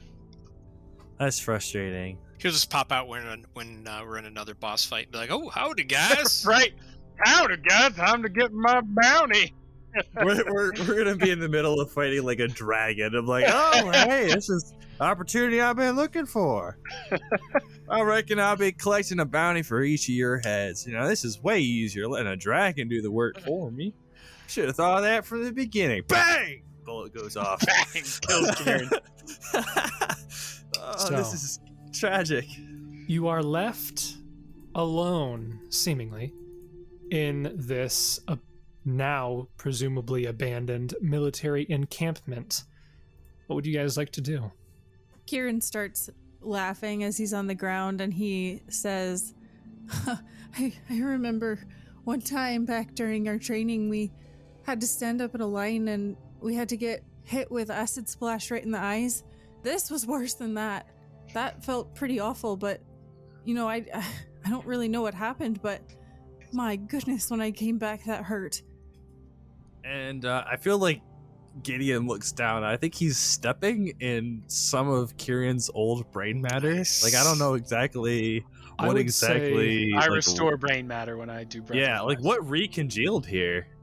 Let me see if I can. Did he grow new brain? Yeah, Kieran actually gained some points in intelligence from that. Yes. That's exactly how it works. He does see, though, that his glaive is on the ground, and he immediately stands up, probably too quickly, and sways for a bit, but then he rushes over and he grabs his glaive and then kind of takes a sigh of relief and will put it back on his back in the holster that he has. As Kieran wavers, Jessup will try to help him up, but between the displacement and all the images, he misses. He doesn't know who's helping. Oran will do a channel. All right, this might make you feel better. And he'll give him a channel. I definitely think that scarred your pretty boy face, though, for sure. Oh, yeah. Oh yeah, head loose. Is there any additional to the 66, Jason, or is it just a flat D66? It is just a flat, I believe. Okay. I believe you are correct. It's been so long. And I lied. Ka'al's standing behind you the whole time, so he gets healed too. No, he doesn't, because I have selective channeling. Yeah, but you don't know to target him. I know to just target my allies. Ah. Ah. 22 points. Not Okay, a great everybody roll. heals 22 Well, points. Actually, I take that back. That's pretty good. That's pretty consistent. 5, 1, 5, 4 1, 5, fives? 5. Yeah, I'm full, man. I'm full. I am not, and I don't think Kieran is either. Yeah, Mr. 33 AC over here barely got hit.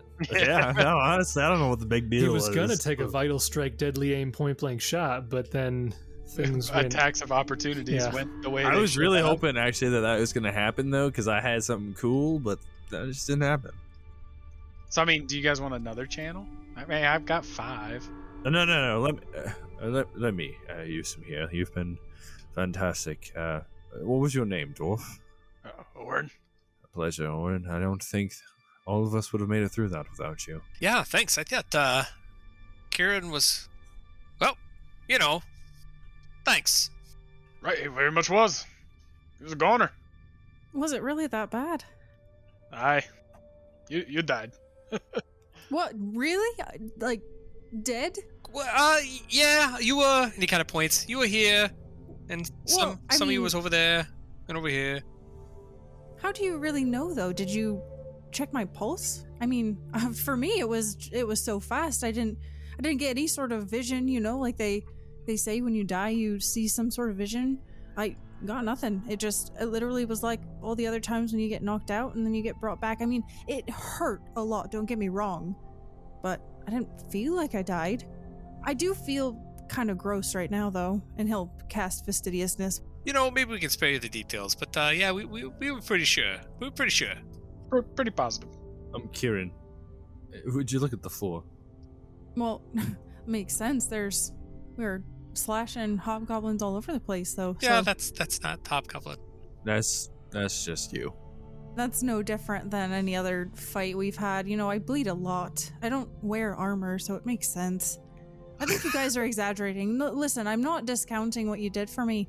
I really appreciate that, but I think you're being just a bit dramatic.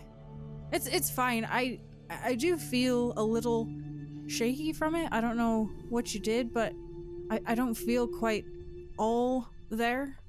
But it's fine, you know? Jessup just kind of shrugs it off. Alrighty, I guess. Kieran. Maybe it's fine, Kieran. Maybe all three of us are overreacting, and you're the one who remembers correctly. Well, listen, I think I know what I feel. So, No doubt here. Oh, you should definitely do a prayer to Torog at some point. He's the one that brought you back, for sure. right, well, I'll keep that in mind. I think he and Abadar are on pretty good terms. Well, speaking of, Oran, it really does seem that we've won some of the gods' favor for such a powerful cleric of Torag to cross paths with us. Yeah, it was like meant to be. I do all right. I would like to point out, we're not using this rule set. But you would be permanently dead. If this had been a massive damage, if we were using massive damage, that was definitely more than 50 hit points, and definitely more than half your hit points. So I think it's a fortitude save of something or instant death. But I mean, you died anyways. But yeah, no, you would instantly die. it was funny if we were using the wounds chart, which I like the idea of, but I really dislike how it's implemented. It's a D20 roll. You like a fortitude save, or you get a D20 roll for a permanent wound, and you roll a D20 to see what kind of wound it is. And so I just kind of said that it was a headshot, but according to the die that I rolled, it was an 18. So on the chart, you would have lost your leg. That's a little rude. You've been legless. Legolas.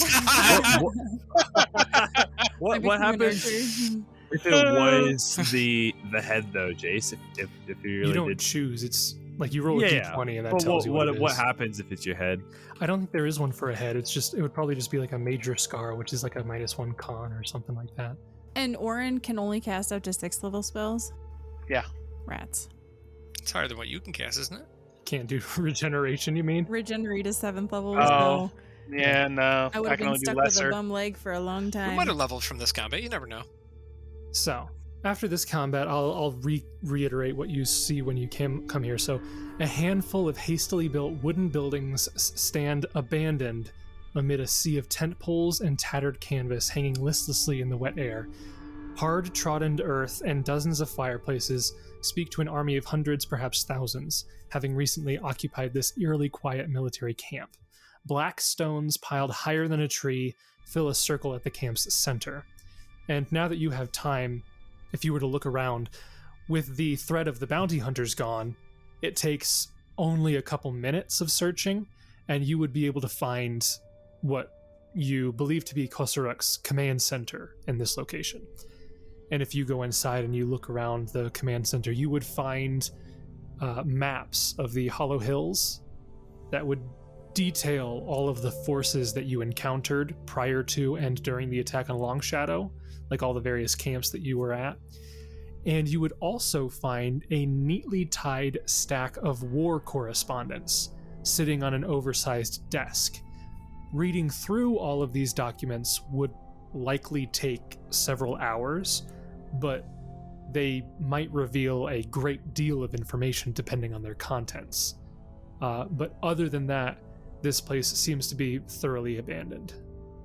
Well, I don't know about you guys, but I think this is a perfect spot for us to rest for the night, right? Aye. It's kind of why we came here. For a place to rest. Sure, we can rest our head. Guess we better get the other crew over there, over here, and then take a snooze. We don't got too much time left. Yep, you've got maybe 20 minutes left. That fog's gonna start rolling in soon, so we better hurry up and hunker down. So Oran, go back and get Navi and the group of people.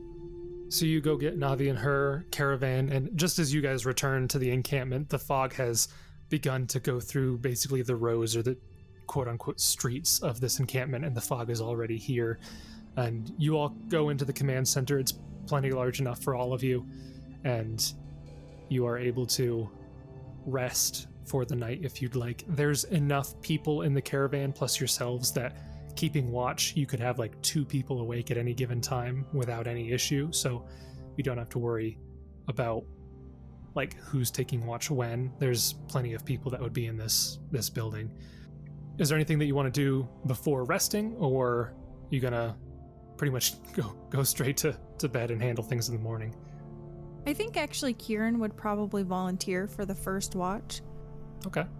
Gideon's probably going to end up staying a little bit too late. He wants to go through those documents right away.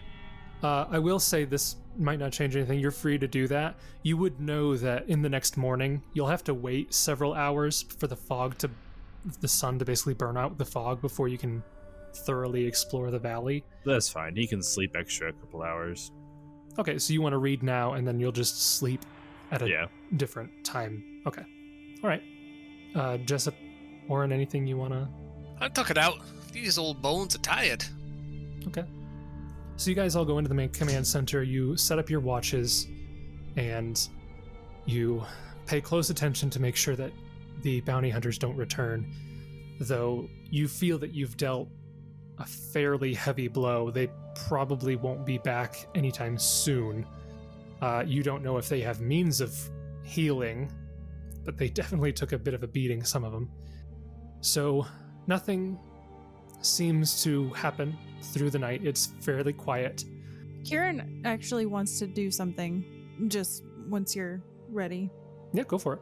Okay, so like I said, Kieran will volunteer for the first watch, and he'll stay awake. Well, I mean, he'll stay awake for the whole time, but he'll be watching to see if everyone else falls asleep. And once he's fairly certain that everyone's sleeping, he will get up and walk maybe, I don't know, 35, 40 feet away. And he stares up at the sky. Can he see like stars? Can he see the sky? We're in the open, right? Not under the trees in the forest anymore.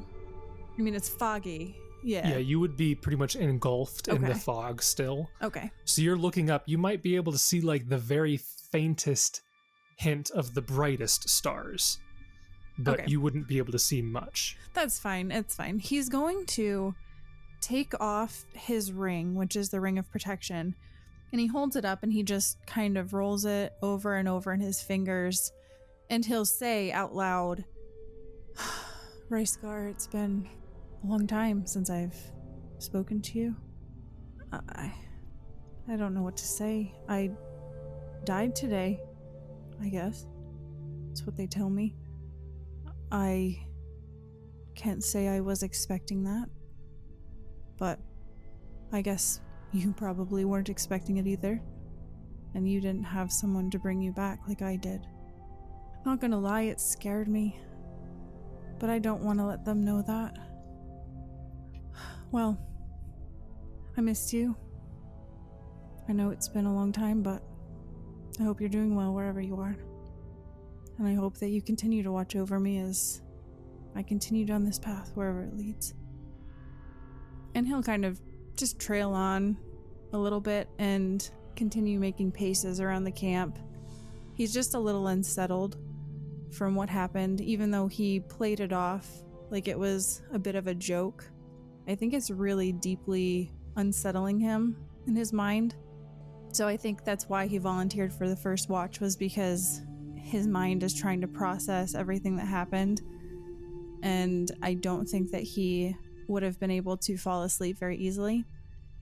But after a while, he will eventually wake up the next person for their watch, and he will lay down and he'll just continue to play with the ring in his hand. And he traces his fingers over the sigil that's that's emblazoned on this ring, and then eventually he'll fall asleep.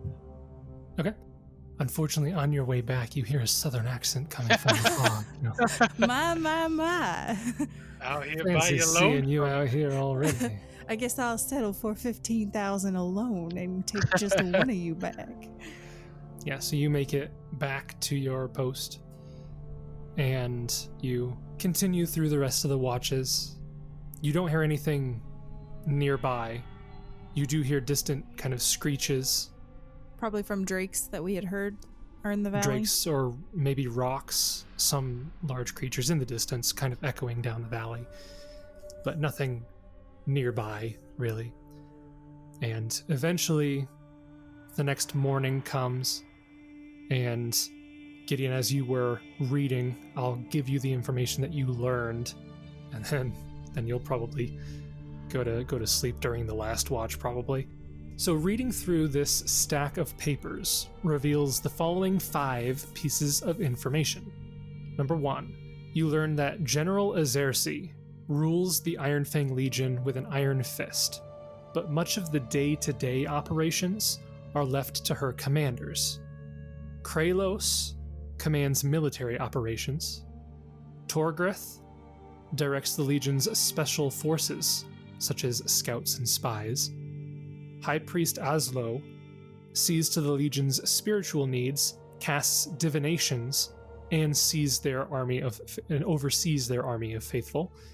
A 4th advisor, Xanathura, works outside of the command structure and seems greatly disliked by all except Azersi herself. So that is the first bit of information you learn. Second piece of information. General Azersi has been consolidating her power for 2 years, ever since meeting the witch Xanathura in the Valley of Aloy and learning from her how to open the stone road and maneuver her troops unseen. It's the second piece of information. Third piece of information. Several letters speak to a place called the Onyx Citadel as a central location from which the Legion launches its attacks, but nothing mentions its location. This is the third piece of information. Fourth piece of information. Phaendar, now Fort Phaendar, continues to consume huge amounts of resources and appears to have a well-supplied garrison defending it from any possible counterattack. It's the fourth piece of information. And the final piece of information you learn from this war correspondence. Xanathura's Morlock servants dwell in a series of caverns below the collapsed dwarven ruins at the far end of the Valley of Aloy. That is all of the information that you learn from this correspondence.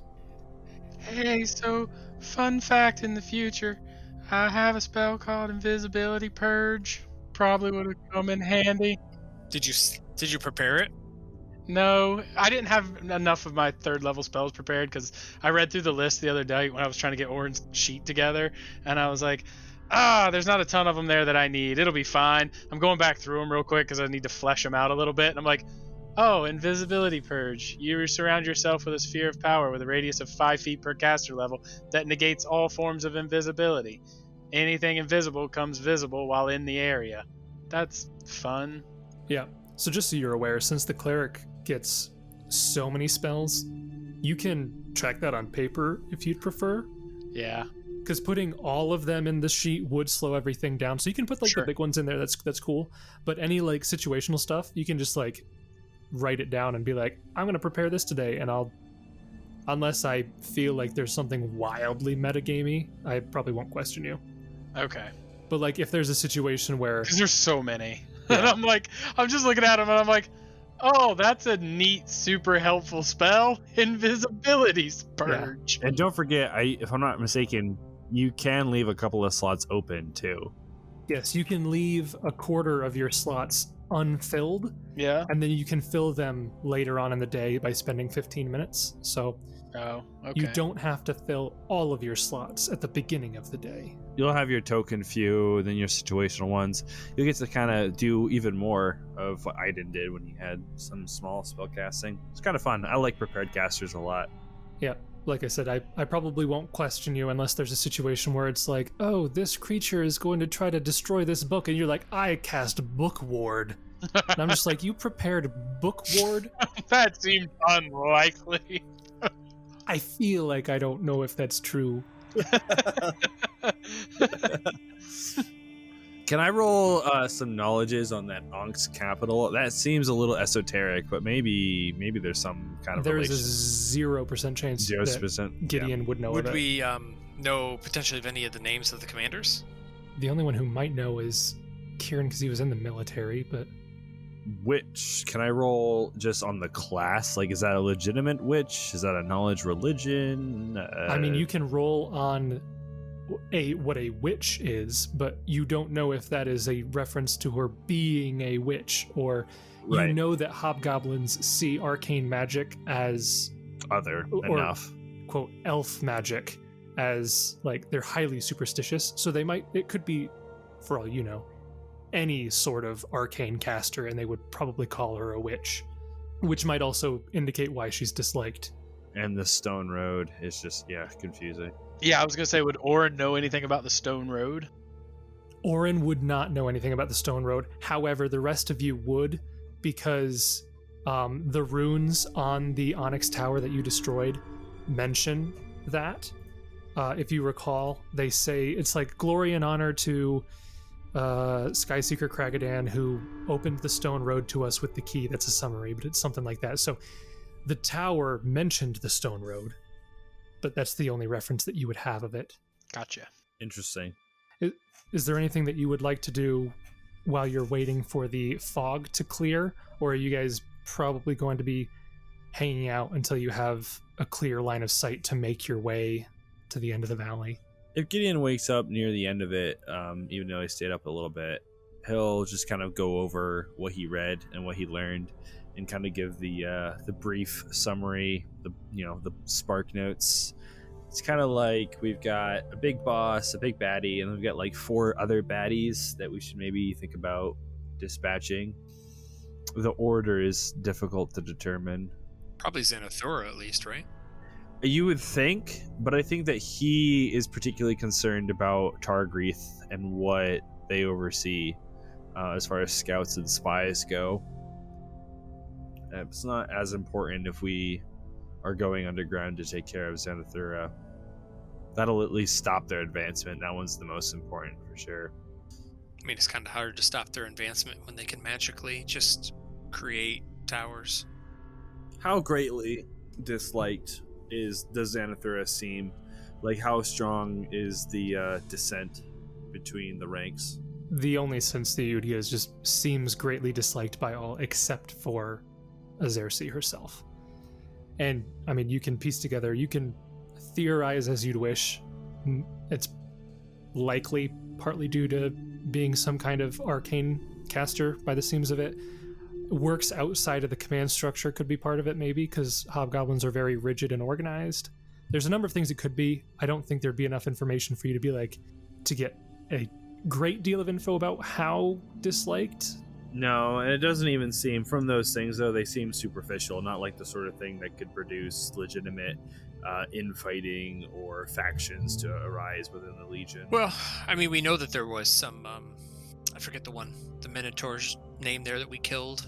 Kosaruk, the leader there, the orc leader that had the different beasts, Earthshaker and all those, made a nasty comment about her, so potentially maybe Xanathura's not even half-orc or something.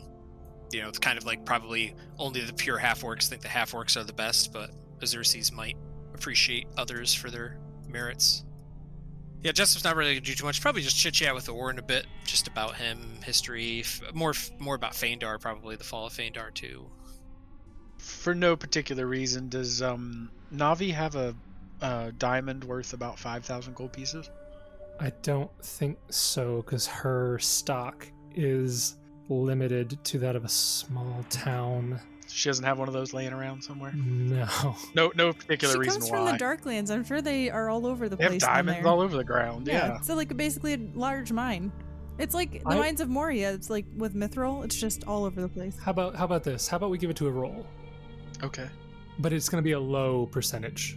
I say we find some coal, and then Kieran can crush it and pressure it with his abs into a diamond. I don't know how you do that with your abs. Well, I mean, but- you add a lot of pressure to it. You do a crunch. Yeah. With it in your ab. Oh, how foolish of me. Your brain matter, let me tell you. I'll give you 2 options. I'll let you either roll a d100, and she will have one if you roll a 1 to a 10, or you can roll a d20, and she'll have it if you roll a 19 or 20. Okay, so either 1 to 10. Same percentage, just a different die. Roll the d20 and just hope for your natural 20 luck to rain. Yeah. I say do the 100. Yeah. But I don't know. I have pretty good luck with my d20s. He does have pretty good luck with 20s. He does have pretty good luck. Ha! Wow! Give it to me, boy! Wow. Rolls a d20 and he rolls a 19. Classic Justin. Roll a d100. Yeah, What would you boy. have rolled on a d100? Just like What'd you want for the 100? Was it? Oh, okay. Oh, yeah, so you 6-1. would have failed on the 100. See, when Josh said like he's pretty good with d20s, I'm like, he's not wrong. I do get some really nice rolls on my d20s. That is ridiculous. So yeah, you can purchase one from her if you'd like. 5,000 gold. Oran will go to the rest of the group and he'll be like, I hate to ask, but yeah, he took quite a bit of damage in the last fight. It might be prudent for us to buy a diamond. I can use it to resurrect one of you if you actually die. The little trick I used on Kieran might be great, but in reality, we should be prepared for one of you actually dying fully. So happens that Navi has a diamond, but I'll be honest, I don't have enough money to afford it. It'd be about 5,000 gold. I just don't have that. As you're speaking, Kieran's already like pulling coins out of the haversack, and he's like, "Yeah, absolutely, Oran. I completely agree. I think it's better to be safe than sorry, and in this case, I would say completely appropriate. Here, 5,000. Fantastic. I appreciate it. Kieran, don't forget to deduct my portion. I'm willing to pay for literal life insurance. Well, what happens if Oran dies? It came from the party fund, so it's first come, first serve. Whoever dies first can have it." If Oran dies, he just dies, I guess. Yeah, you guys are screwed if he dies. Yeah. You Come gotta on. keep him alive. Keep Oran alive at all costs. I'll continue to take the damage as I have been, and Yeah. I'll rely on you guys just to have my backs, which you have already. Oran, can you scribe scrolls by any chance? I don't know what that is. Maybe. Writing? there's What is no- this writing you speak of? I don't think he took scribe scroll as a feat. If you do though, in the future, I have access to that spell list. So if you want death insurance as well, Yeah, When we make a get- scroll. Yeah. we get a scroll of it. I can cast. It's not a it bad on. idea. Not a bad idea. It'd be a really desperate, only for Oran use, since yours is replenishable. But you could purchase yourself some very expensive death insurance. I like it. I like it a lot. Okay. That's all Oran wanted to do. I think during this morning, Kieran's also very interested in these reports and papers. So after Gideon's kind of digested them, he would also take the time to read through them and analyze them for anything that may sound familiar to him. Okay. That's how he spends his morning. Okay. So you're just reading through them again, see Yep, if you catch anything. Okay. Yep, exactly. Yeah, you get all the same information that he did. Nothing extra special pops out. Okay. And then I think as soon as the fog clears, Kieran's suggestion would be to go check out these ruins and see if we can take out the Morlocks and find the entrance into the Darklands. Okay. Yep. So after a couple hours, the fog begins to clear away, and again, it's the last 2 hours of the day, just before nightfall, basically. But within that time, you would be able to, so you can travel, it's about 6,500 feet to get there. And I think we said that in 1 hour you could travel 4 miles? 2 miles. Something like that. You could get there in 1 hour. So I will move you to the Dwarven Ruins map. Ooh. Spooky. Oh, we can see the whole thing. Also, Kieran is casting Fastidiousness this morning. Okay. Yeah, doesn't want his own blood and visceride on him in the morning. Yeah, it really ruins the day. Yeah. So- And with Breath of Life, I'm negative leveled for 24 hours, right? So I would still have this until the later part of this day. That would be You'd the have it assumption, for like another 40 minutes. Yeah. Oh, really? Basically. That? Well, because we can only travel for 2 hours with no fog, and we Yeah. used one of those hours of fogness already. Yeah. Foggus? Yeah, so you Yeah. guys fought Kaal when there was like 20 minutes left in the day. So Plus, I could have cast Purify Body on you later, after, even if we had to. well, but does that do No. But that would remove all your physical ability score damage, which I don't think. What, you only had one level, or do you have two? You would have negative level. He wouldn't have ability scored Oh, damage. so they wouldn't have anything. So it wouldn't matter. Yeah. So Wait, I'm sorry. Explain this to me again. So we fought him with like you guys went into the valley with 2 hours left in the day. right. You went up to Navi and whatnot, so you didn't get to the encampment to fight him until there was maybe 20 minutes left before the fog came back and nightfall reached, right? You had to spend all of today waiting for the fog to break. So you get to these ruins with like 30 minutes before the time when you would have Okay. died. That's fair. Gotcha. So you guys make it to these ruins here, and I'll kind of paint the picture here. So several stone arches rise above broken pillars and scattered tumble-down walls at the edge of a vast chasm. Icy water still pours into a central well here from a vast aqueduct that descends down the mountain and across a half-mile wide crevice.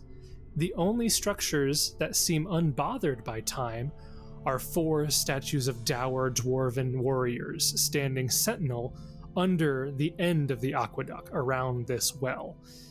Water thunders down into a 10-foot wide hole carved in the stone.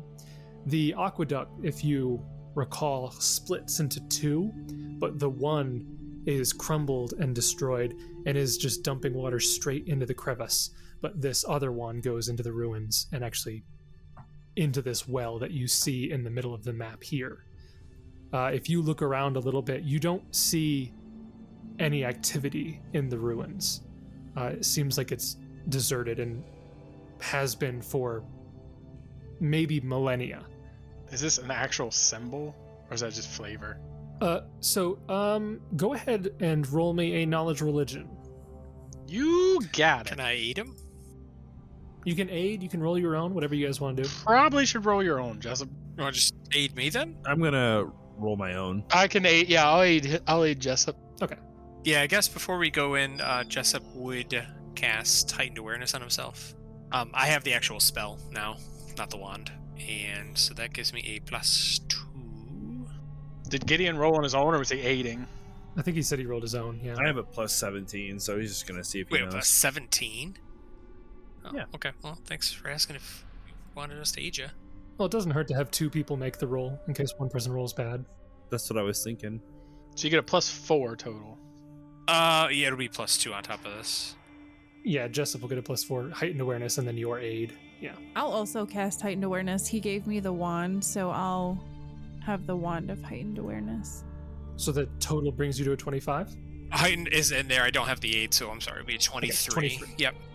So 23 and a 27, you're both able to recognize. As you're looking around at the iconography, you're specifically looking at these statues. You can see that each of these statues is a depiction of Grundinar, the dwarven god of friendship and hard work. Go ahead and roll me another knowledge religion or spellcraft. I think while they're studying the statues, Kieran's just in awe. I think this is the first time he's really seen dwarven craftsmanship. And even though this place is in ruins, I think he's just in awe by how detailed and exquisite it is. So he's looking around while they do that. And then I'll also roll spellcraft. It's an or, not and. Yeah, one or the other. I'll roll religion. So I rolled a 28 spellcraft. 31. Jessup will roll spellcraft with advantage. I'll aid that spellcraft. So it'll be a 32. Barely. Barely. So 28 spellcraft from Kieran, 31 knowledge religion from Gideon, and then a 30-something from 32. Jessup. 32, and why not 33? You rolled your own. Yeah, but I aided you. No, he aided spellcraft to me. Yeah. So you have a 33 Oh, spellcraft. I thought you were talking about Gideon's. I'm sorry. Yeah. No. Yeah. You get a 33. So all 3 of you, again, succeed, DC 22. So you're looking around at, again, iconography is indicative of Grundinar. The 4 statues here, you're actually able to identify as creatures, constructs, known as cephalophores. They're basically guardians of this area. They seem to have been carved in the image of Grundinar, and there is a small plaque honoring the dwarven god of peace and camaraderie, alongside a small offering bowl in the center of the room. You can see each of these cephalophores has a small silver hammer necklace on a chain around their necks. And with the combination of your knowledge religion and your spellcraft, you're able to kind of deduce what could be going on here. You determine that any creature that takes one of the silver hammer necklaces off of the cephalophore and places it in the offering bowl would gain fast healing 1 for 24 hours, or until it kills another sentient creature, whichever comes first.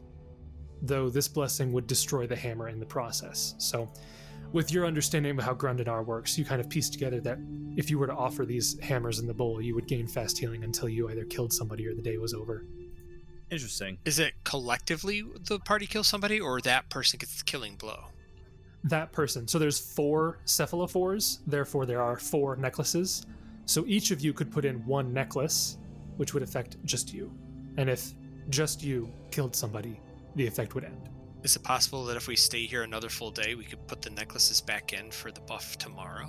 The necklaces are destroyed once they are offered. Oh, Kieran, you got mending, right? Well, make whole. I don't think I would have allowed that exploit. Why? They would have turned to dust in the offering and blown away in the wind. Really? Interesting. By divine wind. You know, Sarah, I'm feeling that, like, wait, is this a worthless spell that the DM just never lets do anything because it's broken? Is mending like a first level spell? It's a cantrip. You're never going to use it anyway. You're not going to prepare an artifact with a cantrip. You don't know what I could do. I have a pretty good idea. But you deduce that is a thing that could be done. Whether you decide to do it or not is up to you. You would also know, as you're looking around, the well that the water barrels into, the image isn't great here, but there's not like a ladder in the well, but you can see that there are rungs that are dug into the well itself that form like a ladder going downwards. So functionally you could climb down the well if you wanted to. If you were to continue exploring deeper into the ruins and get to the edge, you would see the crevice at the end. I'll kind of describe what you would have seen there. So the exposed earth at the end here descends thousands of feet down, probably into the first, maybe the second layer of the Darklands. It goes down far beyond what you can see. After about 1,000 feet, it begins to kind of slightly angle north and kind of obfuscates your vision and the sunlight to the deeper regions. But it goes down so far you can't even determine how deep. It then, presumably, you could imagine it probably expands into a bunch of different other caverns. The Darklands is kind of a maze of caverns. Roll me a perception check as you might be looking over the crevice, just to see how much detail you get on some of these things. Is Navi with us, or does she stick behind? She could have followed you if you wanted. It's up to you. It's up to her, I think. She's a free, independent Well, it woman. depends on what your plans are, if she would want to follow you or not. She don't need no man.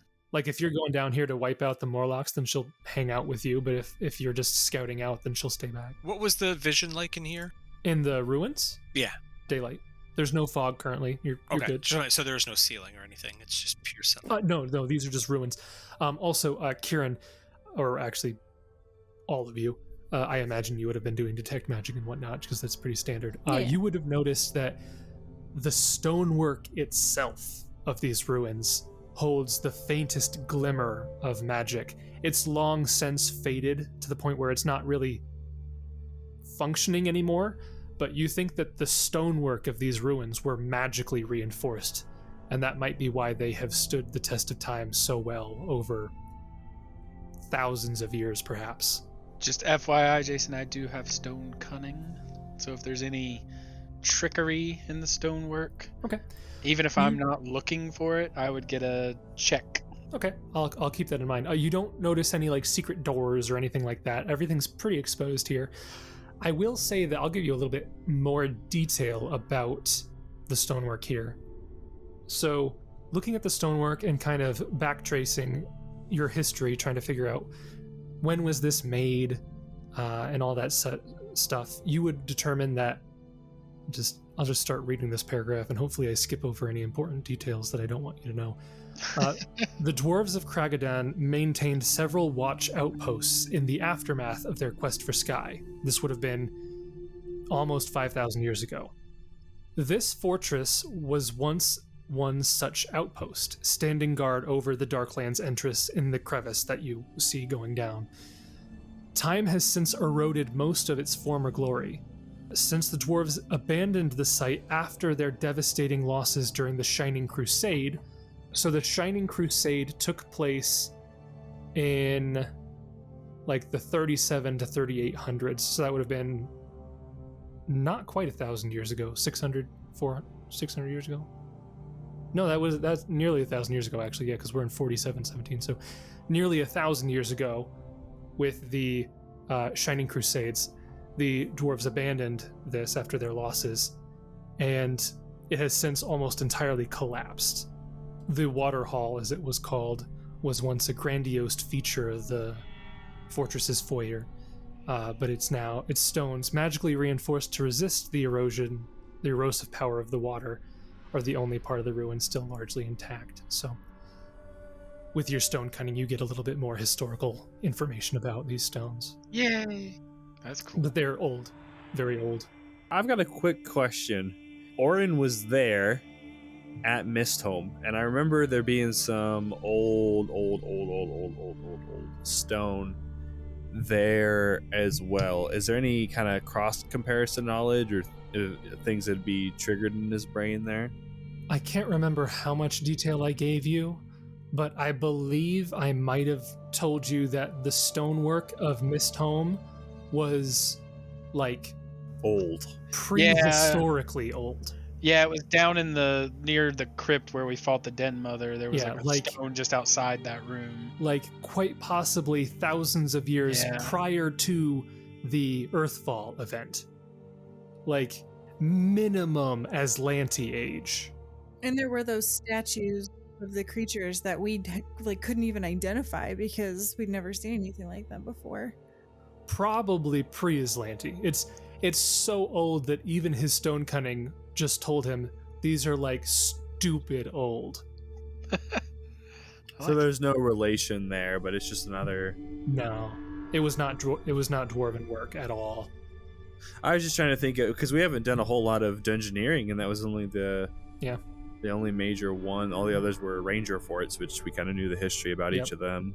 Yeah, because I remember when you were looking around there, I was telling Sarah about it afterwards because she had mentioned how in Rune Lords it's like, oh, Aslanti stuff was so long ago, there's no way you guys would know information about it even if you studied. And I was like, listen here. So your perception checks. 19 for Oran, 24 for Gideon, 14 for Kieran, 23 for Jessup. So it's not hard to spot these. As you're looking over the crevice, you would actually notice there are openings in the wall, in the side of the cliff wall that you can see from where you're at. There are about 100 feet below where you're standing. There are 2 openings in the cliff wall that go inwards. About 60 feet below them is another large opening. And then 140 feet below that, there are 2 more close together openings. So there's a bunch of openings in the side of the cliff wall that you can see. And you're looking, and I think only Gideon and Jessup, you notice that between all of these holes in the cliffside, there appeared to be well-worn, like, handholds. Like very well-traveled rock climbing paths between each of these openings. However, getting to the openings would be a little bit more difficult. So basically, it would be a pretty tricky climb check to climb down this crevice unless you use these well-worn paths, in which case it's an easier climb check. And then is there room to fly? Oh, there's room to fly if you wanted to try that. You don't currently see any activity in there. And that's where on the map? It's not on the current map. I'll move you back to the Valley of Aloy. You can see at the far back with the ruins. Oh, you can get see. Okay. So the ruins go right up to this crevice, and It's like a half-mile wide crevice. Like this is a massive tear in the ground that goes down for thousands of feet. Describe where are we standing? You're standing in the dwarven ruins on sort of like a semi-balcony that overlooks the crevice. So you're looking straight down into that massive gaping hole. Oran jumps in. Okay. So this is where we saw each of those different openings? No, that is a well. That's different. The openings would be like at the edge up here on the far northern edge. You're looking at the well, which also has sort of like ladder rungs dug into the side of it. So that's another place you could climb down. I think Kieran will cast fly on himself, and he will fly down the well. Down the well. Okay. Yes, down the well. All right. How do I do that thing where I move only you to a map? Oh, you don't have to. If I get the impression that I'm going to a different map, I will turn around and fly back up. Too late. All you see is Oran's butt as he's climbing down the ladder. It's too late. It's not big enough to fit multiple people. So you're on the other map, right? Yes. I think it's just you. So you begin going down this ladder, and you fly down. How many feet are you flying down? It goes down for a ways. Or you're just flying until you see something other than a wall?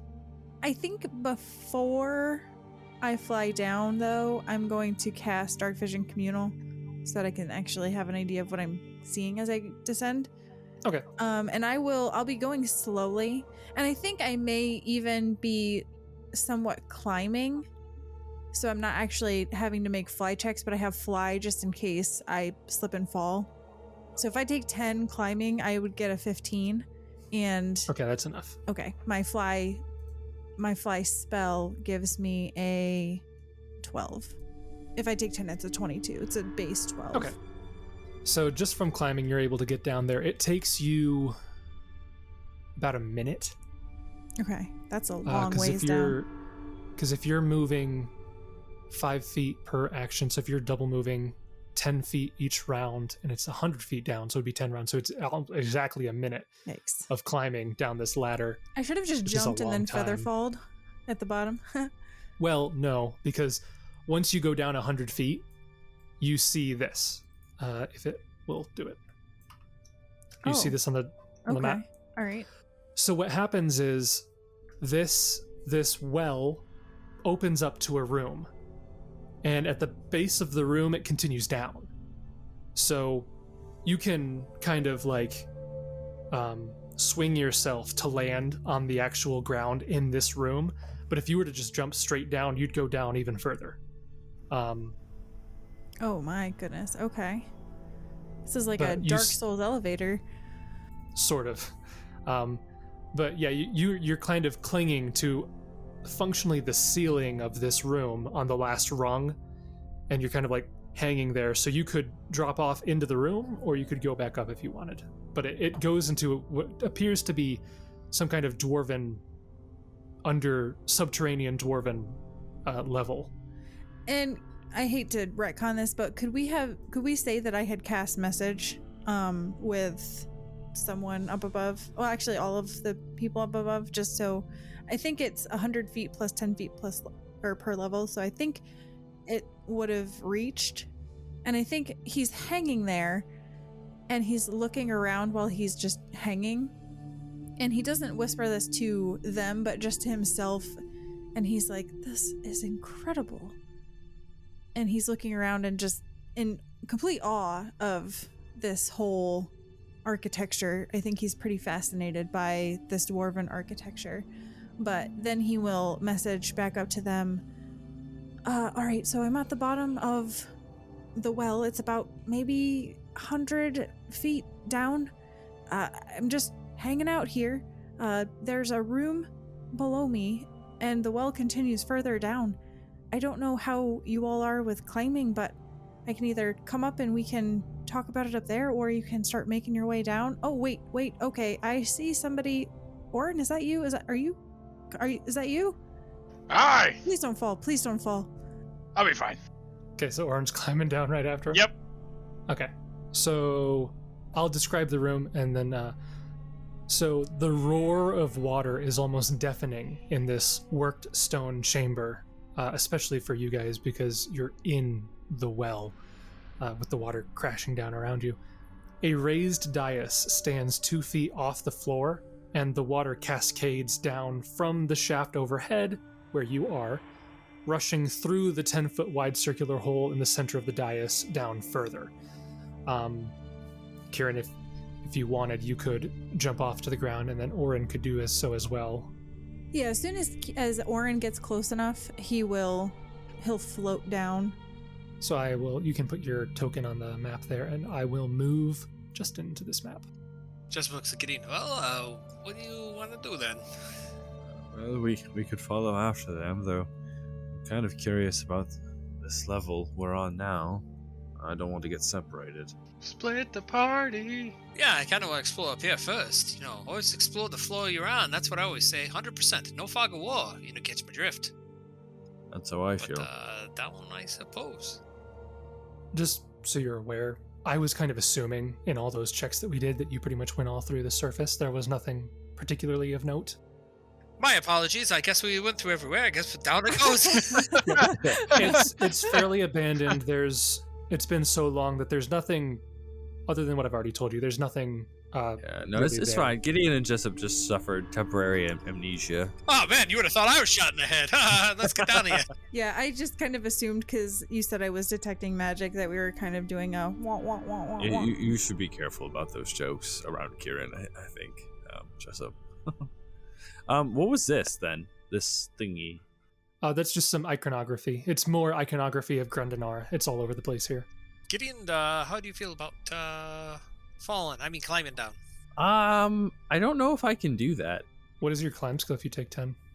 -4. 6? You'll be fine. But wait. You will not falter.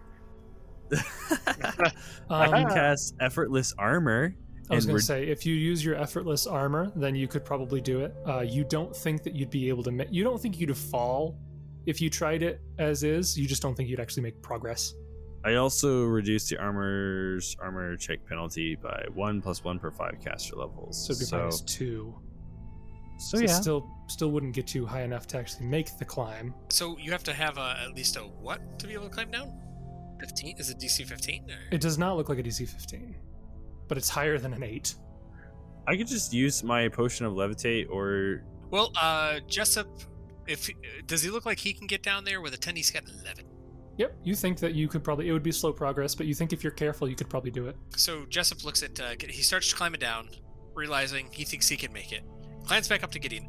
Gideon, here. Let me give you a tip here. So Jessup will use his... So where is it?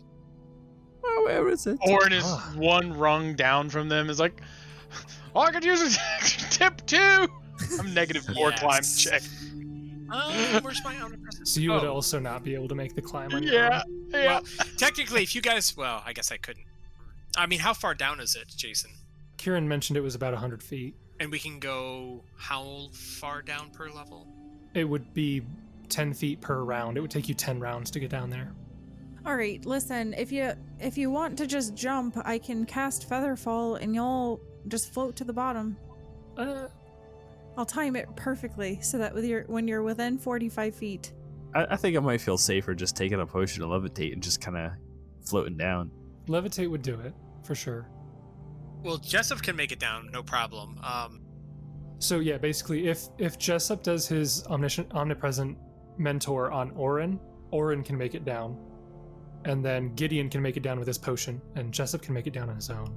Because that mentor thing, is that only one check, or is that... I use my 4 rounds, and it gives him the plus... It'll be +4 in this case for 24 hours, or until I use it again. It's like until I rest, or... So that would be enough to get everybody down. You just have to expend 4 rounds of your performance and a potion.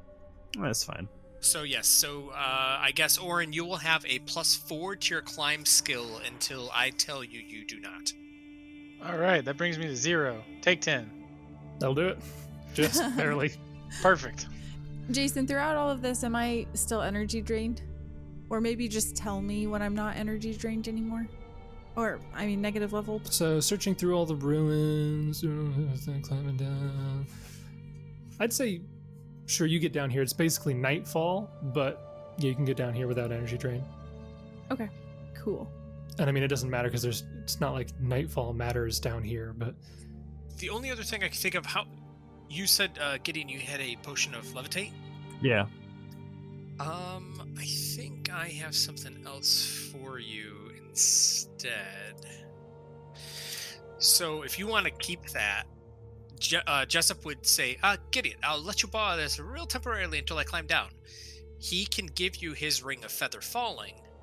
Then if you want to jump down, you'll feather fall. Then you don't have to use your potion. Then I can use my omnipresent mentor on Oran, and then I can just climb down myself. And then you can give me the ring back. I mean, yeah, we could do that. The only question is, isn't there like multiple levels that we were gonna stop at? Like there was like it was like a middle platform and then the bottom. there appears to be multiple levels because what Kieran said is that this well opens up to a chamber and then continues down deeper. I mean, clearly we start at the bottom. I don't want to start at the bottom. You can go straight down. Straight down. Start at the bottom. You two, Kieran, especially, you would notice that the the rungs in the side do not continue further down. You could still continue climbing down. It would just be a lot more difficult because there's no rungs for you to use. So while they're all trying to figure out how they climb down, can I just start slowly flying down a little bit? If you want to. Yeah, just very cautiously. Okay. So you're continuing to fly down a little bit? Yeah, just cautiously. I don't want to be reckless, but Okay. just to see how much further down that goes. Detect magic kind of as I'm going down just to see if there's anything. Give me a perception check. Oh dear, I don't like that. Don't do it. It's a check. It's a trap. Don't do it. 23. 23. Okay, so you start to fly down the well a little bit deeper, and you get about 40 feet, and you can see that there's dim light coming from the opening below you. Ooh, I don't like that. I will turn around and fly back up. You don't hear anything because it's deafeningly like a waterfall on top of your head. And I don't detect any magic from further down? No, because you can only hit like whatever is straight below the well. 60 feet, yeah. Like it doesn't go through the stone. Yeah, okay. As much as my curiosity is piqued, I think Kieran would be a little more conservative and cautious, and he would fly back up. I will reveal that. I feel like Jason's trying to bait me. Does it continue even further? Is that another level? It's hard to say. The water flow would be obscuring your vision. Well, with the 23, it looks like it probably goes deeper than that. Oh dear. Oh dear. Oh, we're in it now, boys. Yeah, I'm gonna still turn around and go back up. I don't want to get myself into a bad situation. It doesn't look like the water is crashing into anything right there. You just see light around the water. So yeah, it must go deeper than that. Okay. You see what I revealed over there, right? I do. The second. I do. Okay. Yep. We're good. So that's where the well seems to connect. Okay. Fair enough. I'm gonna fly back up, and I guess the others would probably be most of the way down at this point. Yep. We'll say, I'll just make sure everybody's on the map here.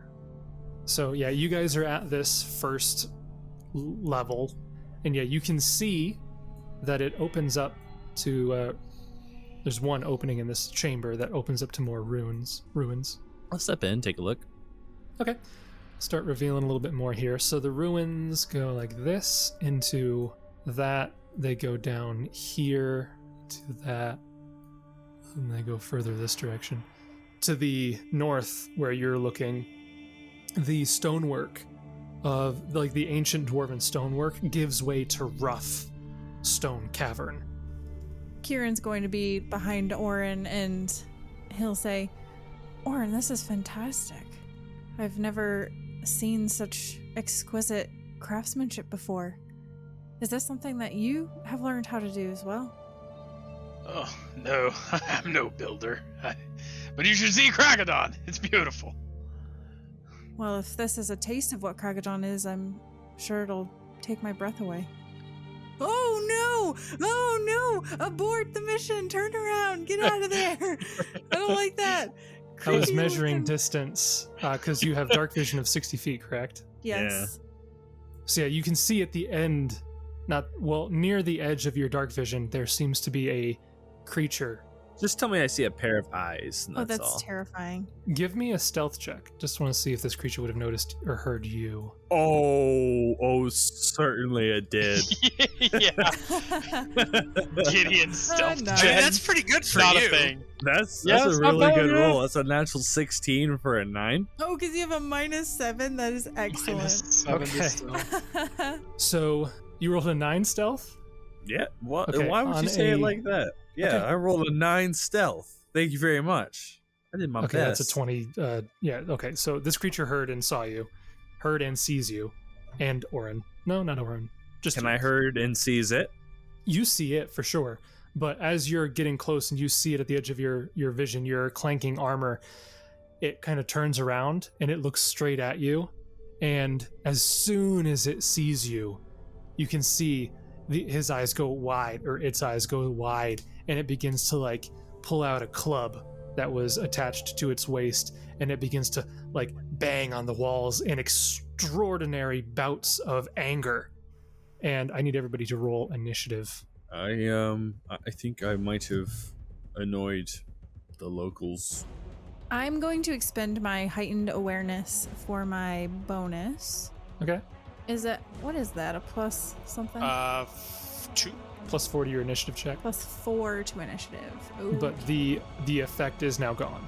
Yes, correct. Yep. Jessup will do the same. Ooh, 24. I go last again. Oh wait, no, Gideon goes last this time. With Yeah, I a rolled a 4. 4. That's not Nice. great. It's not ideal, is how I describe it. Like, it's just not Really? ideal. I find it ideal. Well, you shall not falter. So let me get all these in here. Roll initiative and oh my, an initiative check. That's good. Feels good. Nerd. Oof. Nerd. Somebody got a 30. Oh crap! It wasn't us. Oran gets a 13. Jessup gets a 25. Gideon gets a 4. 4. Why did you say it like that? Kieran gets a Gideon- 24. Gideon gets a 4. You could just say it Okay. like that. We have no ties. All right. So first up, so you wouldn't be able to see this. What is the distance that we're looking at here? Oh, what is the range increment for this thing? What is the good old range increment on this thing? 20 feet. So it would be taking a -4 on this check, but you are flat-footed, and it's not within point-blank shot. So against your flat-footed AC, this is a 29. Gideon. My flat-footed AC is a 31. Wow. Okay. So you feel a very small dart ping off your armor, but you don't know where it came from. That's not good. That's not good. That's danger. So that brings us to Jessup. I know what's going on. Inspire courage. All right. So I will move action, inspire courage, and standard action cast good hope, because we should all be within 30 feet. So that is Jessup's turn. Brings us to Kieran. Okay, I struggle with this because I kind of want to conserve spells, but I kind of want to do this thing. But I guess for right now, I'll just do the boring mirror image spell. Oh, Okay. typical Kieran. Yeah, well, I mean, I don't have any AC really, so I need something. So minimum images this time, so 4 images. And then I'm just going to 5-foot step up to behind Oran, and I'm just trying to listen to see, because I don't see this creature. So all I saw was something ping off of Gideon's armor. Correct. So Yep. I'm just trying to figure out what's going on. Okay. Brings us to somebody over here who is going to... What's their movement speed? Okay. You hear more banging coming from that direction, but it's not the creature that's right in front of you. As this creature comes here and then here. And I will show it to you a little bit more here. I feel bad. I don't want to kill them. Is that a giant hand? They have club hand. Oh. Big hand. This other one goes next, the one that you do see, green, and that is going to charge at Gideon. So they have all of the things programmed in already, it looks like. So I just need to add on the charge bonus. Okay. This is a pretty good chance to hit, but we'll see. That is a 37. Oh, that's a pretty good chance to hit. That hits. Okay. That is going to be... So it's a D10 this time. That was some stupid damage. I forgot to power attack.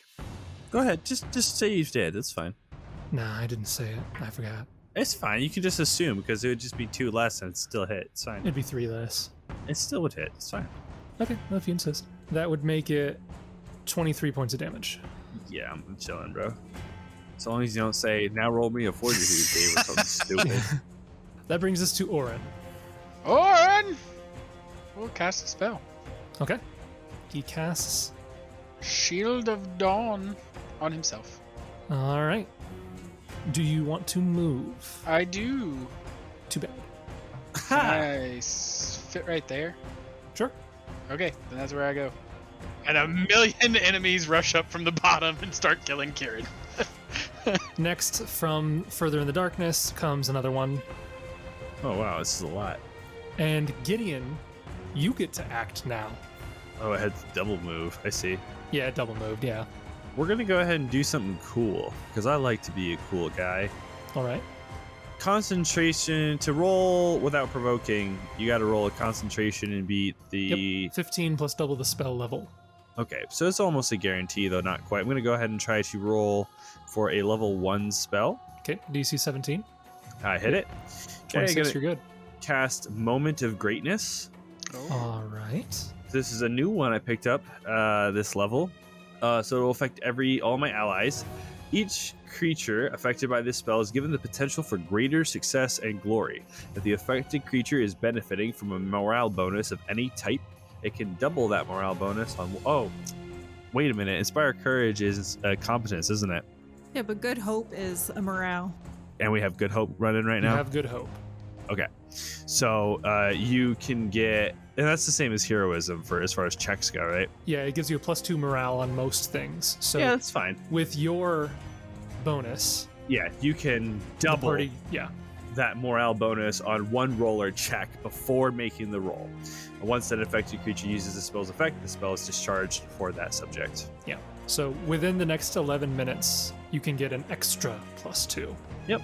And then I'm going to go ahead and on that same turn, cast an invocation of destruction. Okay, move action. All right. I don't know if Jessup would get that moment of greatness because it's a burst, and I'm technically, I think I have cover from Gideon. Do they not go around walls? I think we decided that before when we had enemies that were using channel. Well, it depends. A burst might be able to still work. It just has to be... Well, because I think channel's a burst, isn't it? And I think if you have total concealment, it doesn't do it. I thought it said. That might be true. A burst spell affects whatever it catches in its area, including creatures that you can't see. It can't affect creatures with total cover from its point of origin. In other words, its effects don't extend around corners. But if I took a 5-foot step here... If you step back, you're fine. Yeah, but then that leaves You don't have Oran to. sad. That's fine. I don't know if I'm really ever going to use it for an attack on this anyway. I'll just stay where I am. I don't want Oran to get too swamped. 3 of you will get that then. Yeah, and we'll swift action. Heal up. Okay. I think that is all of your actions. Yeah, doing my best, you know? Okay. Divine Touch. Mark 1 down there so I don't forget later. And go ahead and roll ourselves 3d6. Oh, it's a good roll. Okay. Top of the round. This creature moves out from the darkness. It is climbing on the ceiling. Oh, that's love creepy. it. Love it. And I'll show you this one as well. Oh, it's Morlock Creeper. This creature climbs up on the ceiling and will make a single attack with its blowgun against... I had a hard time against Gideon, so it's going to try out Oran this time. It is not outside of its range increment this time. It's actually in point-blank shot range. So that will be... it's not a great roll. That's 26.